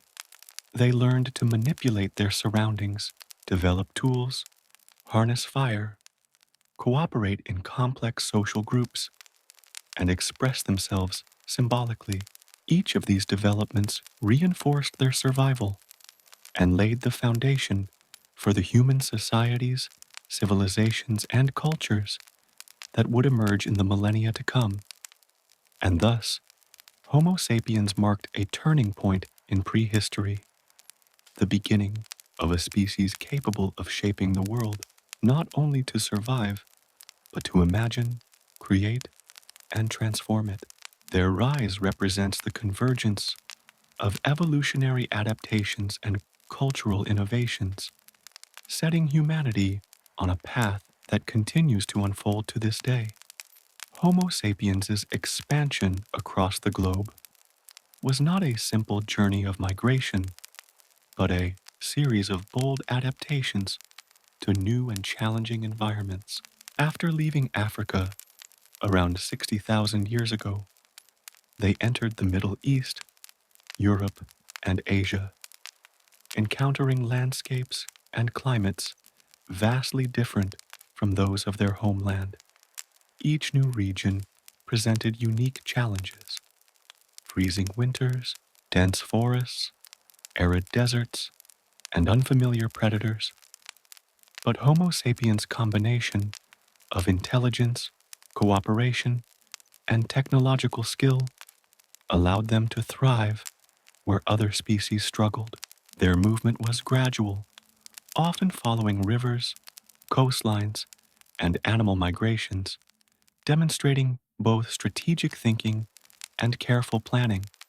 As they spread into Europe, Homo sapiens encountered Neanderthals, who had been the dominant human species there for hundreds of thousands of years. Initial contact was complex, involving competition, coexistence, and interbreeding. Archaeological and genetic evidence shows that while Homo sapiens eventually became the sole surviving human species, they also incorporated genetic material from Neanderthals, gaining traits that may have aided adaptation to colder climates or resistance to local diseases. This exchange reflects a remarkable capacity for both flexibility and integration, traits that contributed to Homo sapiens' resilience and long-term survival. The tools Homo sapiens carried into these new territories were increasingly sophisticated. The Upper Paleolithic period, beginning around 45,000 years ago, saw the development of blade technology, bone and antler tools, and composite implements combining multiple materials. This allowed for more efficient hunting, fishing, and processing of plant materials. Spears, harpoons, and later bows and arrows extended their reach, enabling the capture of larger or faster animals. Tools were often standardized, indicating shared knowledge and teaching across groups, and some were carried over long distances, reflecting planning and social networks that connected distant communities. Homo sapiens' ingenuity was not limited to tools. They developed clothing and shelters appropriate to new climates, enabling survival In Arctic tundras, temperate forests, and tropical zones alike, animal hides, furs, and woven materials protected against cold, while structures built from wood, bone, and stone provided shelter from the elements. The ability to modify the environment, even in small ways, illustrates the growing dominance of humans over the challenges of nature. Social organization became increasingly complex. Bands of Homo sapiens were interconnected through trade, alliances, and exchange of knowledge. Evidence of long distance trade includes materials such as obsidian, shells, and pigments transported hundreds of kilometers, suggesting not only commerce, but shared cultural practices. These networks facilitated communication, resource distribution, and the spread of innovations, allowing populations to survive in regions where isolation might have been fatal. Symbolic thought and artistic expression flourished during this period. Cave paintings in Europe, rock art in Africa, and carved figurines across Eurasia reflect a deepening understanding of abstraction, representation, and meaning. Animals, human figures, geometric designs, and hand stencils indicate not only artistic skill, but the capacity to convey ideas, beliefs, and stories. Personal ornaments, such as beads, pendants, and decorated shells, suggest the emergence of identity, status, and perhaps early spiritual concepts. These expressions strengthened social cohesion, transmitted cultural values, and allowed humans to imagine worlds beyond immediate survival needs. Hunting strategies continued to evolve. Group coordination, ambushes, and strategic drives allowed Homo sapiens to capture large game efficiently. Unlike earlier humans, they employed long-term planning, seasonal strategies, and knowledge of animal behavior to maximize success. Fishing, trapping, and gathering supplemented hunting, ensuring a balanced diet. Nutrition played a key role in supporting brain development, physical endurance, and overall health, reinforcing the feedback loop between innovation and survival. Fire remained central to Homo sapiens' daily life, now applied in increasingly sophisticated ways.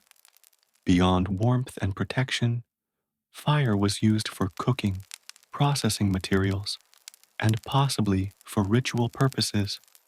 Controlled use of fire extended daylight hours, facilitated social interaction, and allowed the development of new skills and techniques.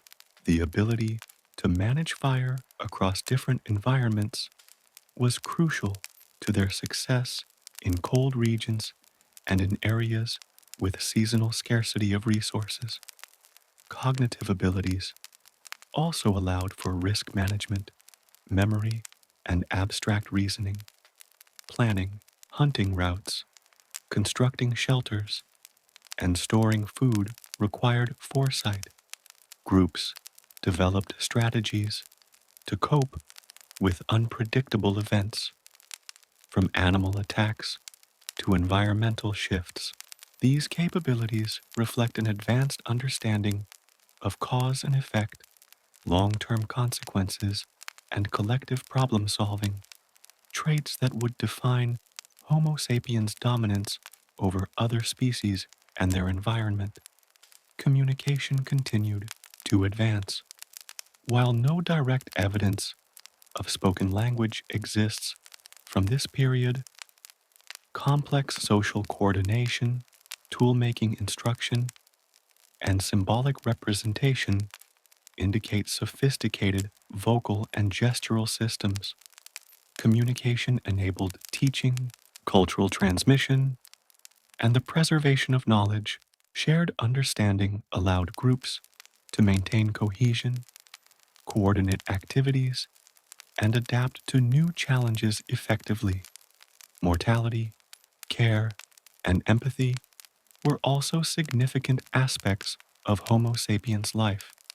Fossils show individuals who survived injuries or illnesses, indicating that group members provided assistance. Burial practices, often with grave goods or symbolic objects, suggest contemplation of death, remembrance of individuals, and perhaps early spiritual beliefs. Such behaviors strengthened social bonds and provided continuity across generations, reinforcing the cultural and emotional fabric of human communities. As Homo sapiens expanded into Asia, they encountered diverse environments ranging from tropical forests to high altitude plateaus. Each migration required innovation, lightweight shelters, efficient clothing, specialized tools, and knowledge of local flora and fauna. Adaptability, combined with cooperation and learning, allowed populations to thrive in regions previously uninhabitable. Their success demonstrates a flexibility unmatched by any other human species. Throughout these migrations, Homo sapiens maintained and expanded social networks. Artifacts, materials, and tools found far from their points of origin indicate ongoing exchange and communication. Cultural practices, knowledge of hunting, tool-making techniques, and symbolic behaviors spread across vast distances, creating a shared heritage that connected groups separated by hundreds or thousands of kilometers. This capacity for cultural transmission was a defining feature of Homo sapiens' rise. Homo sapiens' increasing technological sophistication is also evident in the diversification of tools. Not only were stone blades refined, but bone, antler, and ivory were crafted into needles, harpoons, and decorative objects. Adhesives, composite tools, and advanced hafting techniques show experimentation and problem solving.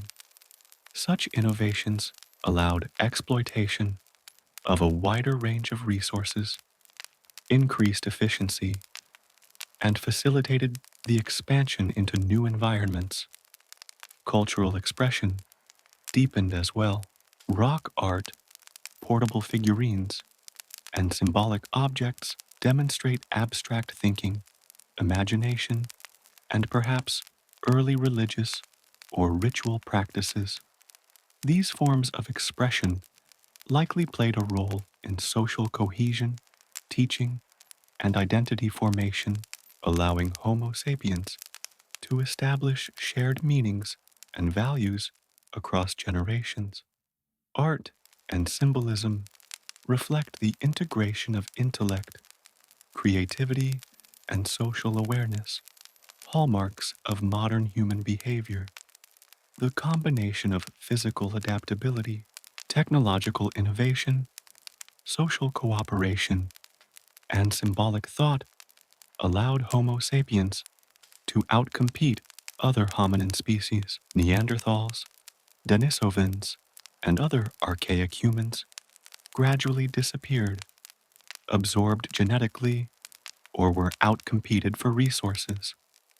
Homo sapiens' flexibility, cultural transmission, and cognitive skills provided decisive advantages, enabling the species to dominate ecosystems across continents.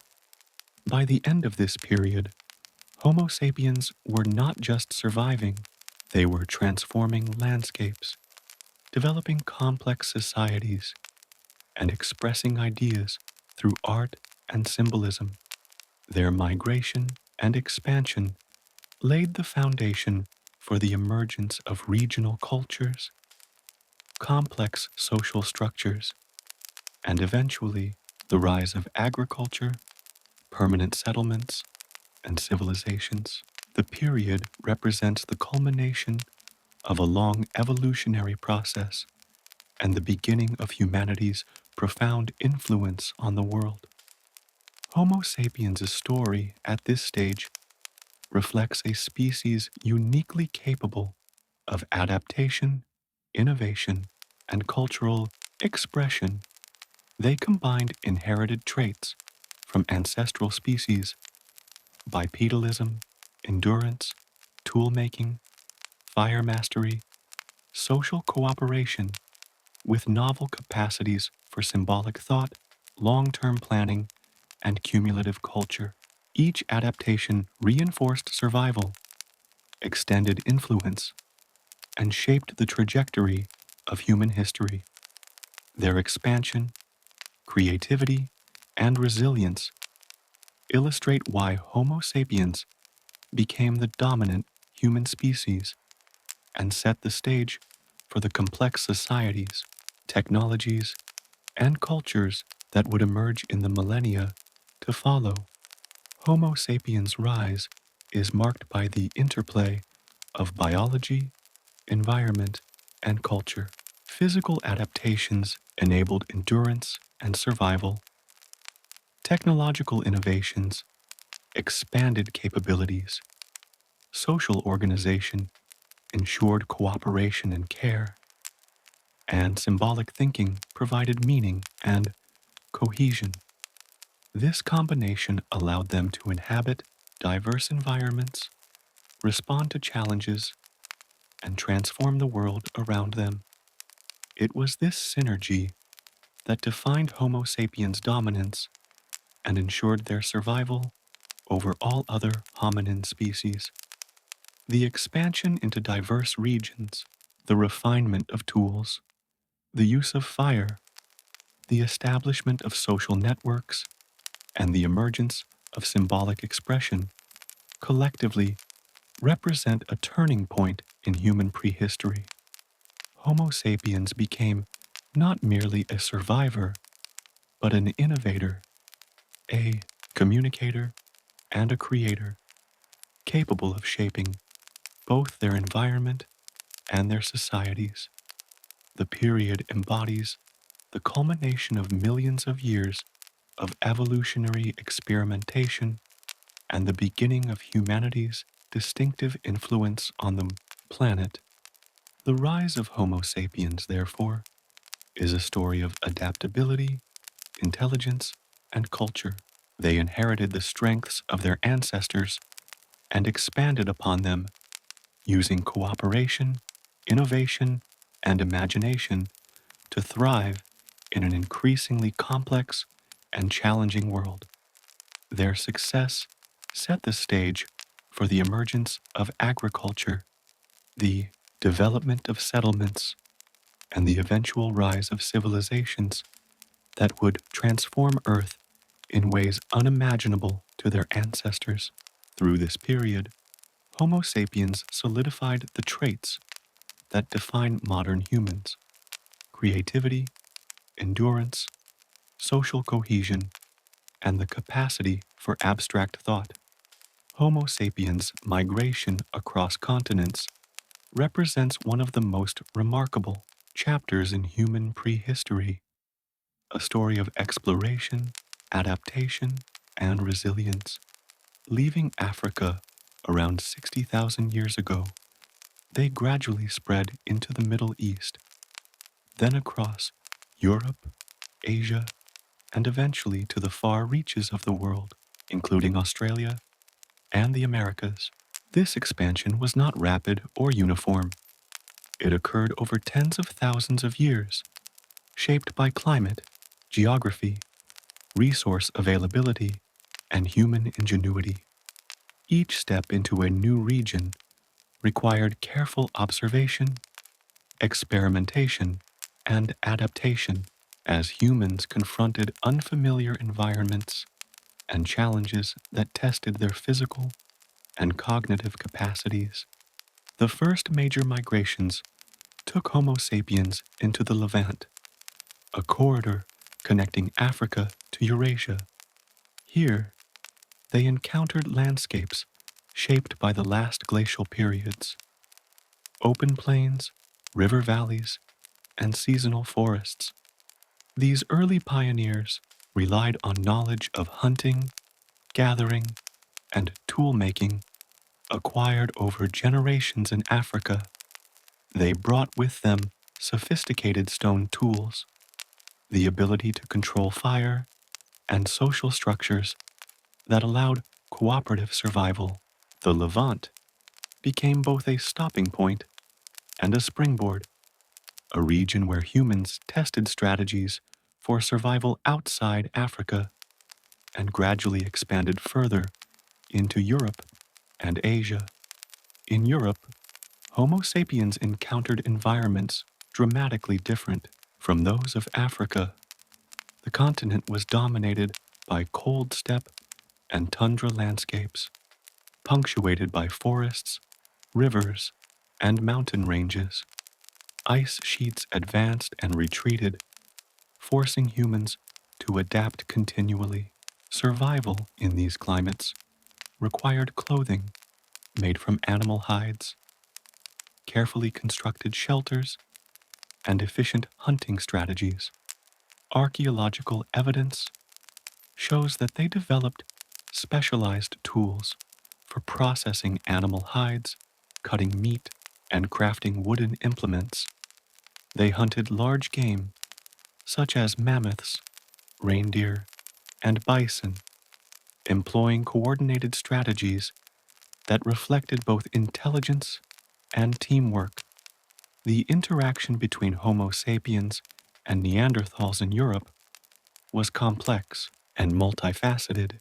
For a time, the two species coexisted, sometimes competing for resources, sometimes interbreeding. Genetic studies reveal that non-African modern humans carry traces of Neanderthal DNA, suggesting that these interactions were significant in shaping the human genome. Neanderthals contributed to adaptations that may have aided Homo sapiens in cold environments, influencing immunity, metabolism, and even skin and hair characteristics. While the precise nature of these encounters remains debated, it is clear that the migration of Homo sapiens into Europe was a transformative moment in human evolution. To the east, Homo sapiens expanded across Asia, encountering diverse climates ranging from tropical rainforests to high-altitude plateaus. Each environment required unique strategies. In tropical regions, humans relied on gathering fruits, nuts, and tubers, supplemented by fishing and small game hunting. In colder or mountainous areas, they developed clothing, shelters, and fire management techniques suitable for harsh winters. Tools were adapted to local resources.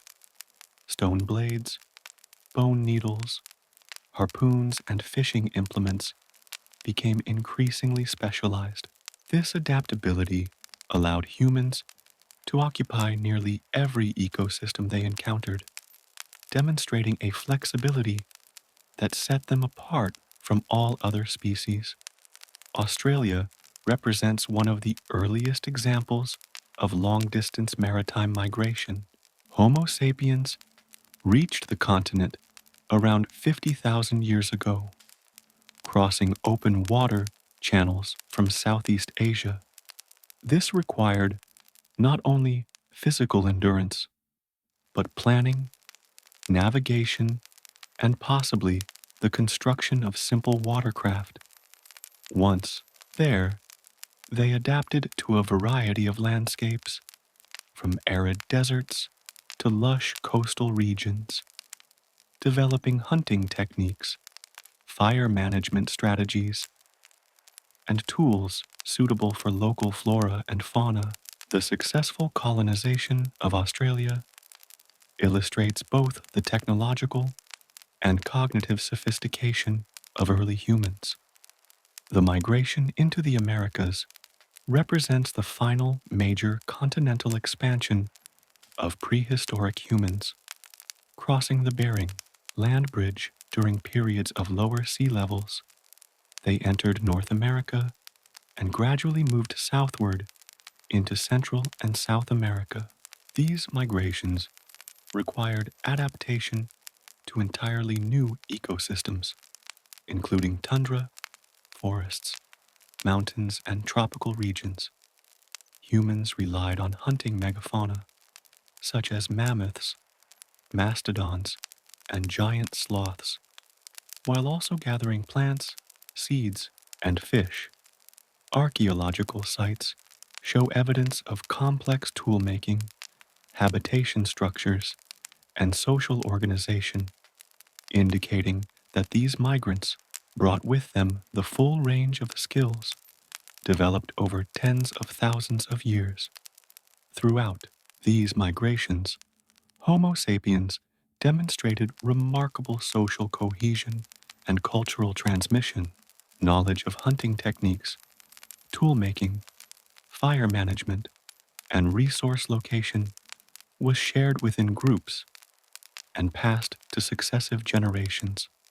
Networks of exchange and interaction allowed innovations and ideas to spread over vast distances, contributing to survival and cultural continuity. Artifacts such as beads, ochre, and personal ornaments appear across regions, suggesting shared cultural practices and symbolic behavior.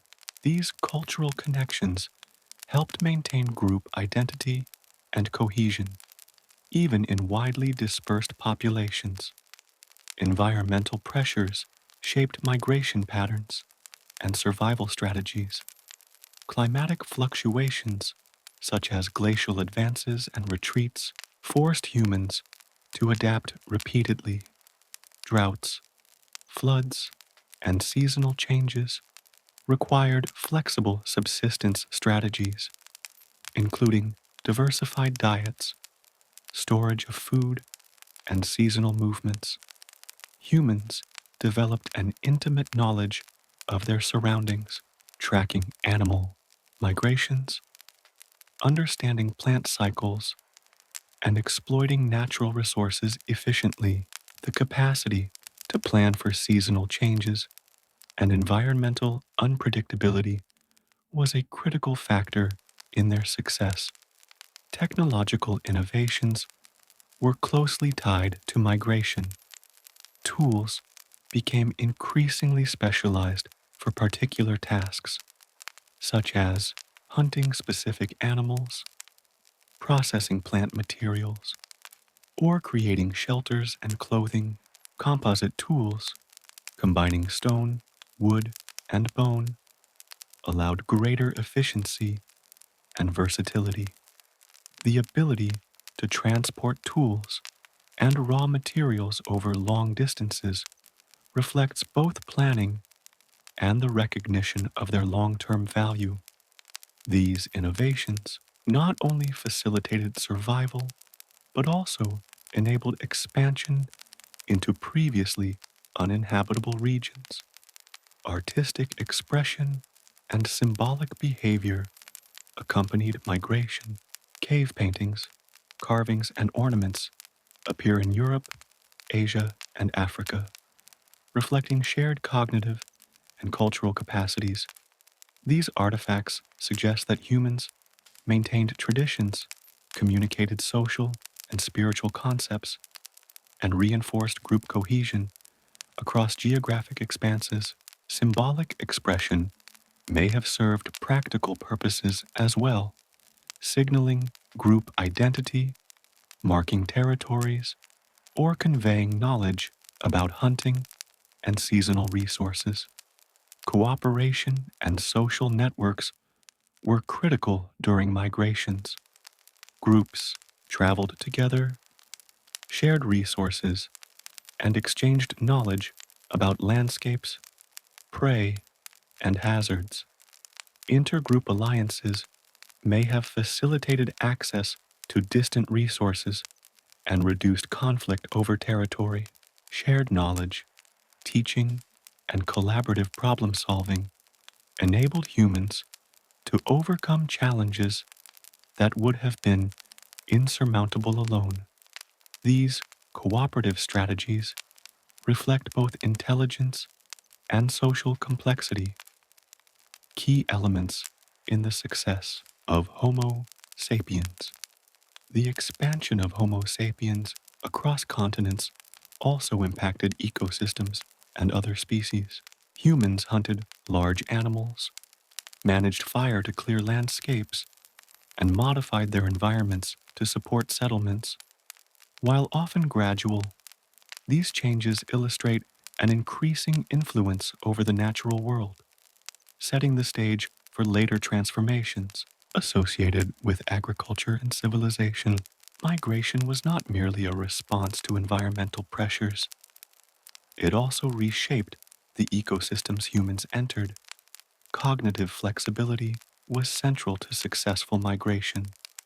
Humans adapted strategies based on available resources, climate, and terrain. They innovated in response to challenges, experimented with new tools, and modified social structures to meet the demands of unfamiliar environments. This flexibility allowed populations to persist through glacial periods, droughts, and other environmental extremes that eliminated less adaptable species. By the end of the Paleolithic period, Homo sapiens had reached nearly every habitable continent. Their migrations had established diverse populations with distinct cultures, technologies, and adaptations, yet all shared a common heritage of intelligence, cooperation, and innovation. This global expansion represents not only a physical journey, but a cultural and cognitive one, demonstrating the capacity of humans to shape their own destiny. The story of migration across continents is a testament to the resilience, adaptability, and ingenuity of Homo sapiens.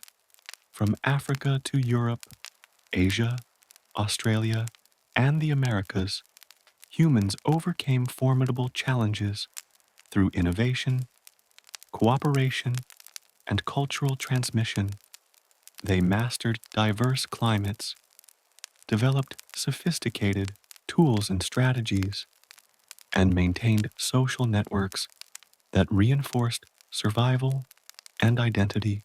Each migration expanded the human presence, knowledge, and influence, laying the foundation for the complex civilizations and cultures that would emerge in subsequent millennia. Homo sapiens continental migrations highlight the interplay of biology, culture, and environment. Physical adaptations allowed endurance and survival. Technological innovations expanded capabilities. Social cooperation ensured resilience, and symbolic thinking provided cohesion and identity. Together, these traits enabled humans to inhabit every corner of the globe, adapt to diverse environments, and maintain continuity of culture across vast distances and generations. This period of expansion illustrates that Homo sapiens were not merely passive inhabitants of their environments, but active agents of change.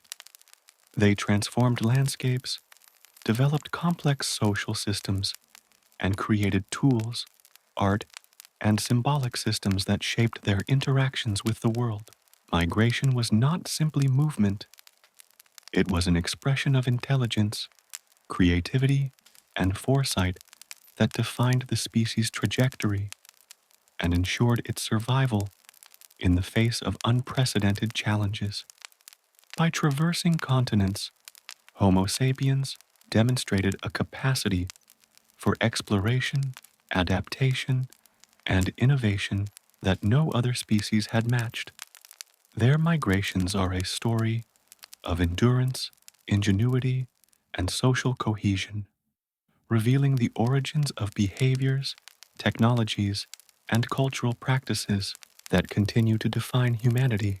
The global spread of Homo sapiens was both a journey of survival and a foundation for the future, a testament to the species' resilience, intelligence, and capacity to shape the world in ways that would echo through millennia.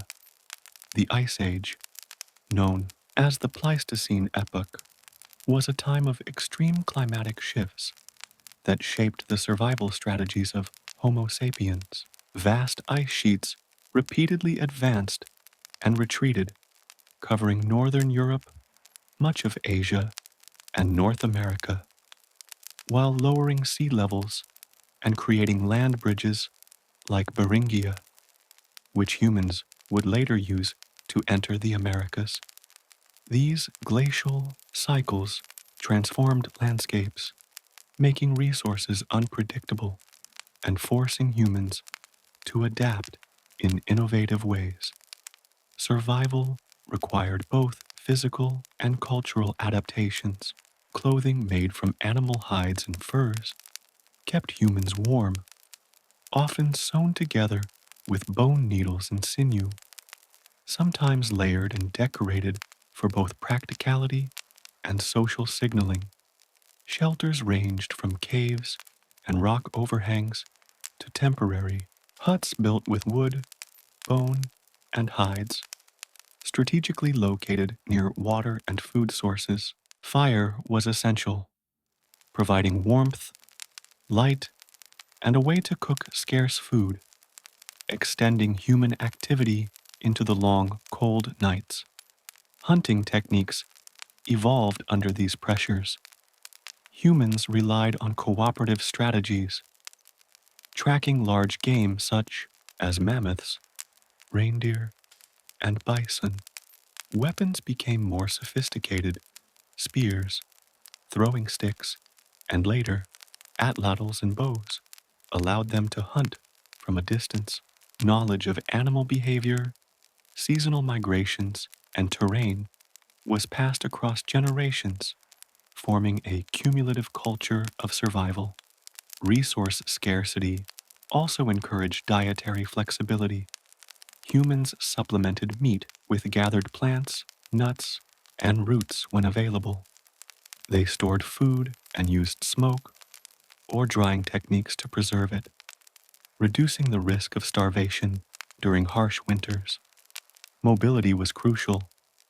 Groups followed prey migrations and adjusted settlement patterns based on climate and resource availability. The Ice Age also influenced culture and symbolic behavior. Cave art, carvings, and personal ornaments appear during this period, suggesting that humans sought meaning, social cohesion, and identity even in extreme conditions. These behaviors strengthened bonds within groups and may have provided psychological support against the harshness of their environment. In essence, the Ice Age pushed Homo sapiens to innovate, cooperate, and adapt through clothing, shelters, fire, sophisticated tools, and social networks. Humans not only survived, but expanded into new regions. Their resilience during this time laid the foundation for later cultural developments and the eventual colonization of every habitable continent. Hunting megafauna was central to the survival of Ice Age Homo sapiens, shaping their tools, social organization, and seasonal movements. Large animals, such as mammoths, mastodons, bison, and giant deer, provided meat, hides, bones, and sinew, which were essential for food, clothing, shelter, and tool making. Hunting these massive creatures required cooperation, planning, and skill, as a single mistake could result in injury or death. Humans developed strategies to track, ambush, and drive herds into traps or natural enclosures. Spears, throwing sticks, and later bows and arrows allowed hunters to strike from safer distances, Knowledge of animal behavior, seasonal migration patterns, and terrain was crucial, and this information was shared across generations, creating a cumulative understanding of their environment. Subsistence was not limited to large game. Humans supplemented their diets with smaller animals, fish, shellfish, and gathered plants, nuts, and roots. This dietary flexibility was vital during times when megafauna were scarce or migration patterns shifted. Fire and cooking techniques improved digestibility and nutrition, supporting endurance and brain development. Tool making adapted to hunting needs. Stone blades, scrapers, and bone implements were tailored for butchering, hide preparation, and crafting clothing and shelter. Long-distance trade networks sometimes supplied raw materials, ensuring access to the best resources for survival. Social cooperation was essential. Hunting large prey required coordination among groups, communication, and division of labor. Success strengthened group bonds, while failure could have dire consequences, reinforcing the importance of knowledge transmission and planning. Hunting megafauna not only ensured survival, but shaped cultural practices. Evidence of ritualistic sites, symbolic markings, and careful placement of bones suggests that humans imbued their hunts with social or spiritual meaning. These behaviors reinforced group cohesion and reflected a growing awareness of the human place within nature. Early tool innovations were a defining feature of Homo sapiens' survival and expansion, building on techniques inherited from earlier humans. They developed increasingly specialized tools to meet the demands of hunting, processing food, making clothing, and constructing shelters. The Upper Paleolithic period saw the refinement of blade technology, with long, sharp, standardized stone blades replacing more rudimentary flake tools. These blades could be hafted onto wooden shafts, forming spears, knives, and projectile points that increased efficiency and safety in hunting. Bone, antler, and ivory were also crafted into tools. Needles allowed the sewing of fitted clothing from animal hides, while awls and scrapers processed hides and prepared materials for shelters. Harpoons and fishing hooks enabled the exploitation of aquatic resources, expanding dietary options. The use of adhesives, like plant resins, demonstrates experimentation and understanding of compound materials, reflecting cognitive sophistication. Tool-making was not merely functional, but also social. Skills were taught and transmitted across generations, creating cumulative knowledge. Some tools were carried long distances, suggesting foresight and planning for future needs. Crafting complex implements required precision, patience, and coordination, highlighting the advanced problem-solving abilities of early humans. Innovation was also influenced by environment and resource availability. Different regions saw adaptations in tool design to suit specific prey, materials, and climates. In cold regions, specialized scrapers and awls were used for hide preparation, while in coastal areas, tools were made for fishing and shellfish processing. This flexibility allowed Homo sapiens to inhabit diverse ecosystems successfully. Tools were intertwined with symbolic behavior. Some were decorated, indicating aesthetic appreciation or social signaling, while others were associated with ritual or symbolic practices. The creation and use of tools reflect not only practical intelligence, but the ability to plan, experiment, and imagine, qualities that defined Homo sapiens as a culturally and cognitively advanced species. In essence, early tool innovations were critical for survival, adaptation, and cultural development. They provided the means to exploit resources, protect against environmental challenges, and create social and symbolic connections that strengthened groups and enhanced the species' long-term success. Clothing, shelter, and survival strategies were essential for Homo sapiens living in the harsh and fluctuating climates of the Ice Age. As humans migrated into colder regions, they developed tailored clothing from animal hides and furs, often sewn together with bone needles and sinew. Layering provided insulation, while footwear protected feet from snow, ice, and rough terrain. Clothing was not only practical, but sometimes decorated, reflecting identity, status, or group affiliation. Shelters ranged from natural caves and rock overhangs to temporary huts constructed from wood, bone, and hides. Placement near water, hunting, grounds, or protected locations ensured safety and access to resources. Fire was central to survival, providing warmth, light, and a method to cook food, ward off predators, and process materials for clothing and tools. Controlled fire allowed humans to extend activity into the long winter nights and facilitated social interaction and teaching.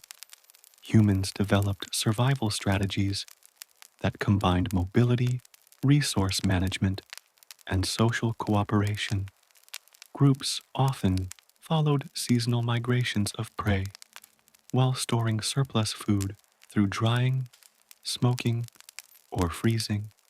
Knowledge of edible plants, animal behavior, and environmental patterns was shared across generations, creating a cumulative culture that enhanced survival. Dietary flexibility was key. In addition to hunting large game, humans gathered nuts, berries, roots, and shellfish. Fishing and trapping small animals supplemented food during scarce periods. This adaptability allowed them to endure unpredictable conditions and exploit a wide range of ecosystems. Social cooperation reinforced survival. Tasks were divided according to skill and age, from hunting to childcare, ensuring efficiency and protection. Groups maintained cohesion through shared knowledge, teaching, and rituals, which also strengthened bonds and psychological resilience. Overall, clothing, shelter, and survival strategies illustrate the ingenuity and adaptability of Homo sapiens. By combining technology, resourcefulness, and social organization, they endured some of the harshest environments on Earth, paving the way for successful expansion and long-term survival. Art, symbolism, and early human culture reveal the cognitive and social sophistication of Homo sapiens during the Ice Age. Cave paintings, carvings, and engravings appear across Europe, Africa, and Asia, depicting animals, human figures, abstract shapes, and hand stencils. These works were more than decoration. They conveyed ideas, stories, and possibly spiritual beliefs, reflecting the ability to think abstractly and communicate across generations. Personal adornments such as beads, pendants, and shells suggest the emergence of identity, social status, and cultural norms. These items were often carried over long distances, indicating shared values and interactions between groups. Symbolic objects may have been used in rituals, storytelling, or as markers of group affiliation, strengthening social cohesion and cultural continuity. Art and symbolism were intertwined with daily life. Cave paintings often depict animals critical to hunting, suggesting a connection between survival, observation, and expression. Figurines and decorated tools may have served both practical and symbolic purposes, blurring the line between function and meaning. The creation and appreciation of art demonstrate foresight, planning, and imagination. Preparing pigments, selecting surfaces, and crafting detailed representations required time, skill, and shared knowledge. These practices fostered cooperation, reinforced social bonds, and contributed to a sense of identity within groups. In essence, early human culture during this period reflects the growing complexity of Homo sapiens' minds and societies. Through art, symbolism, and ritual, they expressed abstract thought, communicated values, and reinforced social cohesion, laying the foundation for the rich cultural developments that would follow in human history. Burial practices and early spirituality provide profound insight into the mind and social lives of Homo sapiens. Evidence from archaeological sites shows that humans intentionally buried their dead, sometimes with grave goods such as tools, ornaments, or ochre, suggesting a belief in an afterlife or a desire to honor the deceased. These practices indicate that humans were capable of abstract thought, reflection on mortality, and the expression of emotions beyond immediate survival needs. Graves were often carefully prepared. Bodies might be placed in specific positions, covered with materials, or accompanied by symbolic objects. The use of red ochre, found in many burial sites, may have represented life, blood, or spiritual significance. Such attention to detail implies ritualized behavior and a shared understanding of symbolic meaning within communities. Burial practices also strengthened social cohesion. Caring for the dead required cooperation, shared knowledge, and respect for traditions. They reinforced group identity, transmitted cultural norms, and allowed successive generations to participate in communal memory and storytelling. In some cases, burials suggest care for the sick or elderly, indicating empathy and social responsibility. Groups would invest resources and effort in individuals who could no longer contribute directly to survival, reflecting a complex moral and social awareness. Overall, early burial practices reveal that Homo sapiens were not only practical survivors, but also reflective, symbolic beings. Their attention to death, ritual, and the possible spiritual realm highlights the emergence of culture, morality, and a shared human consciousness that would shape societies for millennia. Language and communication were fundamental to the success of Homo sapiens, enabling them to coordinate, teach, and maintain complex social networks. While no direct evidence of spoken words survives, the sophistication of hunting strategies, tool making, and cultural transmission strongly suggests that early humans possessed advanced vocal and gestural communication. They could convey instructions, share knowledge, and plan collective activities, which enhanced survival and efficiency. Symbols, art, and personal adornments also played a communicative role, expressing group identity, social status, or shared beliefs. Cave paintings, engraved objects, and decorated tools may have functioned as visual language, transmitting ideas across space and time. These symbolic forms complemented spoken communication, reinforcing social cohesion and cultural continuity. Language likely facilitated teaching and learning. Elders could instruct younger members in hunting techniques, tool production, or survival strategies, allowing knowledge to accumulate over generations. This cumulative culture gave Homo sapiens a decisive advantage over other species, enabling them to innovate, adapt, and expand into diverse environments. Nonverbal communication was equally important. Gestures, body language, and facial expressions strengthened cooperation, conveyed emotions, and coordinated group activities.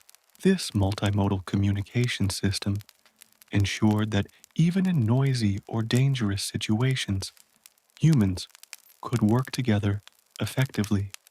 In essence, language and communication allowed Homo sapiens to plan, cooperate, and transmit culture, forming the foundation of social organization, innovation, and symbolic thought.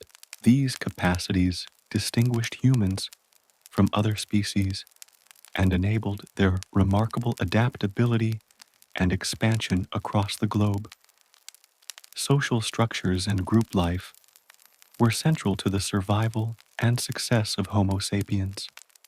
Early humans lived in small bands, typically consisting of 20 to 50 individuals, though these groups were connected through wider networks of exchange and interaction. Cooperation within and between groups allowed for efficient hunting, resource sharing, protection, and the transmission of knowledge, all critical in the unpredictable environments of the Ice Age. Roles within the group were often divided by skill, age, and experience. Hunters tracked and captured large game, gatherers collected plants and small animals, and elders passed down knowledge and traditions. Childcare, food preparation, and tool making were shared tasks, reinforcing cooperation and mutual dependence. Leadership was likely situational, emerging for planning hunts or organizing resources, rather than rigid or hierarchical. Social bonds were reinforced through rituals, symbolic objects, and shared activities. Art, personal adornment, and storytelling strengthened group identity and transmitted cultural values. Caring for the sick, elderly, or injured further demonstrated empathy and social responsibility, ensuring that no individual was left entirely vulnerable. Intergroup interactions extended survival advantages. Trade, marriage alliances, and exchange of materials or information helped maintain genetic diversity, access to distant resources, and the spread of innovations. These connections created a flexible social network capable of responding to environmental challenges. Fire played a pivotal role in the survival, social life, and technological development of Homo sapiens. Beyond providing warmth in cold climates, fire allowed humans to cook food, making it more digestible and increasing caloric intake, which supported physical endurance and brain growth. Controlled fire also extended daily activity, offering light for nighttime tasks and social interaction. Shelters built near hearths were safer from predators and more comfortable, enabling humans to inhabit colder and more challenging environments. Fire facilitated the processing of hides, wood, and plant materials, improving the quality of clothing, tools, and shelters. It also enabled new methods of food preservation, such as smoking meat, which allowed groups to store resources for leaner periods. Socially, fire acted as a focal point. Groups gathered around flames to share stories, teach skills, plan hunts, and reinforce social bonds. The hearth became a center of communication, learning, and cultural transmission, strengthening cohesion and knowledge across generations. Fire also played a symbolic or ritual role. Evidence from some sites suggests controlled use of fire in ceremonial contexts, possibly linked to identity, status, or spiritual practices. This dual practical and cultural significance highlights the deep integration of fire into human life. In essence, mastery of fire enhanced survival, technological innovation, social organization, and cultural expression. It allowed Homo sapiens to thrive in diverse environments, laying the foundation for the complex societies and technological advancements that would follow. Interaction with other hominins was a defining aspect of Homo sapiens' expansion across the globe. As they migrated into Europe and Asia, they encountered Neanderthals, Denisovans, and other archaic humans. These encounters ranged from competition over resources to interbreeding, leaving genetic traces in modern humans and influencing adaptations such as immunity, metabolism, and tolerance to cold. Competition with Neanderthals likely drove innovation. Homo sapiens' more versatile tools, cooperative hunting strategies, and social networks may have given them an advantage, eventually leading to the decline of Neanderthal populations. However, genetic evidence shows that interbreeding occurred, indicating that interactions were not purely hostile and that some cultural or social exchanges may have taken place. Evidence from archaeological sites suggests shared technologies in certain regions, hinting at observation, learning, or imitation between species. Humans may have adopted or refined strategies seen in Neanderthal groups, while contributing innovations of their own. This exchange, even indirect, accelerated the development of complex behaviors and adaptive strategies. Cultural and symbolic practices also likely influenced interactions. Burials, ornaments, and art may have served as markers of group identity or social negotiation, helping humans navigate coexistence or competition with other hominins. Cognitive development and problem solving were key factors in the success of Homo sapiens. Their brains supported advanced memory, abstract thinking, and planning, enabling them to anticipate challenges, adapt to new environments, and innovate tools and strategies. Unlike earlier humans, Homo sapiens could combine observations, experiences, and imagination to solve complex problems collectively. Planning was central to survival. Hunters coordinated group strategies to trap or ambush large game, while gatherers tracked seasonal plant availability. Shelters, clothing, and fire management were designed with foresight, reflecting understanding of cause and effect, delayed rewards, and environmental patterns. These abilities allowed humans to survive in harsh climates and unpredictable ecosystems.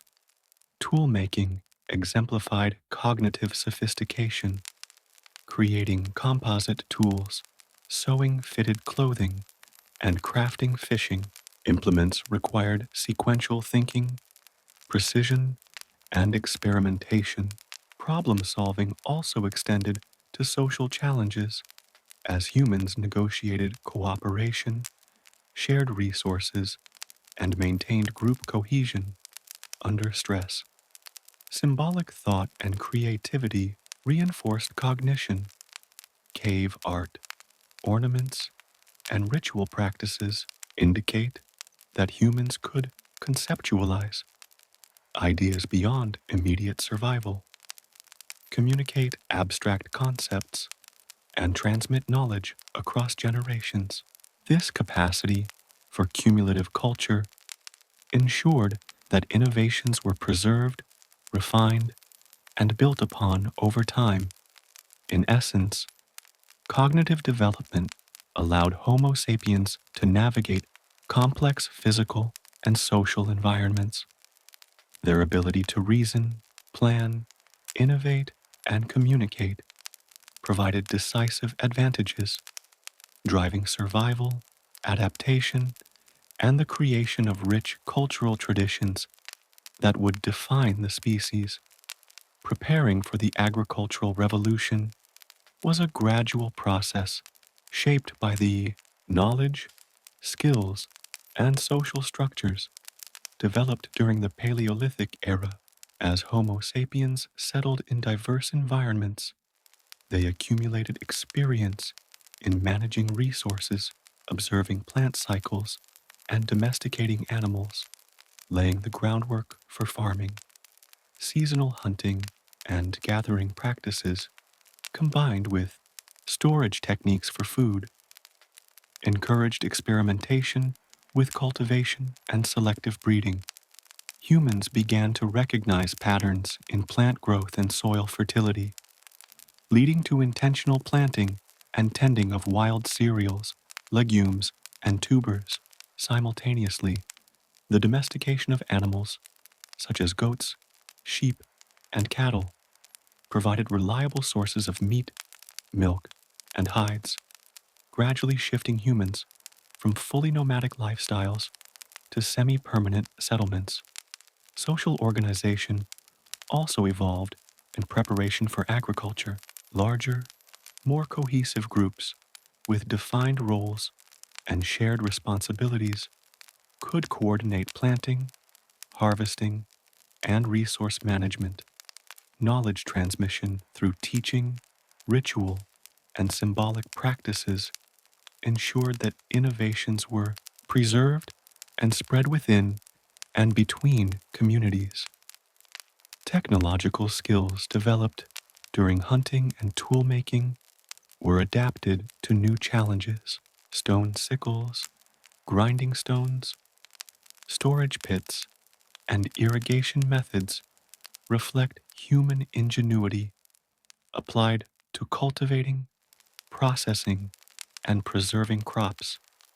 The ability to manipulate the environment deliberately marked a transition from survival-driven adaptation to proactive landscape transformation. In essence, the period leading up to the agricultural revolution demonstrates how Homo sapiens combined environmental knowledge, social cooperation, and technological innovation. These advances enabled them to shift from hunter-gatherers to early agricultural societies, setting the stage for the rise of permanent settlements, complex cultures, and the civilizations that would follow. The legacy of prehistoric human life is evident in the biological, cultural, and technological foundations of modern Homo sapiens. Early humans developed the physical adaptations, cognitive abilities, and social strategies that allowed them to survive in diverse and often harsh environments. Bipedalism, endurance, and tool use set the stage for innovation, while cooperative behavior empathy, and teaching ensured the transmission of knowledge across generations. Culturally, prehistoric humans created art, symbolic objects, and rituals that reflected abstract thought, identity, and social cohesion. These expressions strengthened group bonds, transmitted shared values, and fostered cumulative knowledge, forming the roots of language, culture, and spirituality that continue to shape human societies today. Burial practices, personal adornments, and symbolic tools illustrate that humans were capable of reflection, foresight, and creativity even in the most challenging conditions. Technologically, the innovations of prehistoric humans, from stone, blades to composite tools, from fire mastery to clothing and shelters, demonstrate problem solving, experimentation, and adaptability.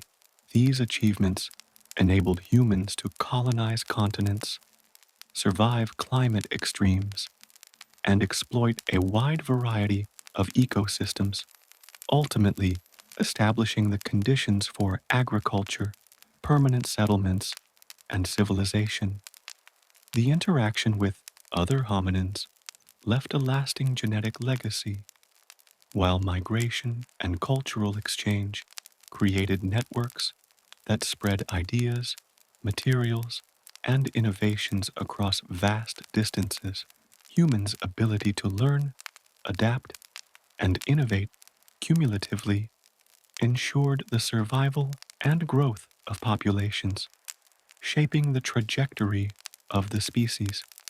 In essence, the legacy of prehistoric human life lies in the resilience, creativity, and intelligence of Homo sapiens. The foundations laid during tens of thousands of years of survival, adaptation, and cultural development allowed humans to not only endure, but to transform the world. Every tool, artwork, shelter, and social practice of prehistoric humans contributes to the story of humanity, linking our present to a deep and remarkable past. Now, with a smile on your face, you will have a good understanding of the entire human prehistoric life, from the earliest upright walkers to the mammoth hunters and the dawn of agriculture. And perhaps, in knowing their journey, your own feels a little more connected to the deep river of time. Have a good night's sleep. Goodbye. Dear friend, see you next time.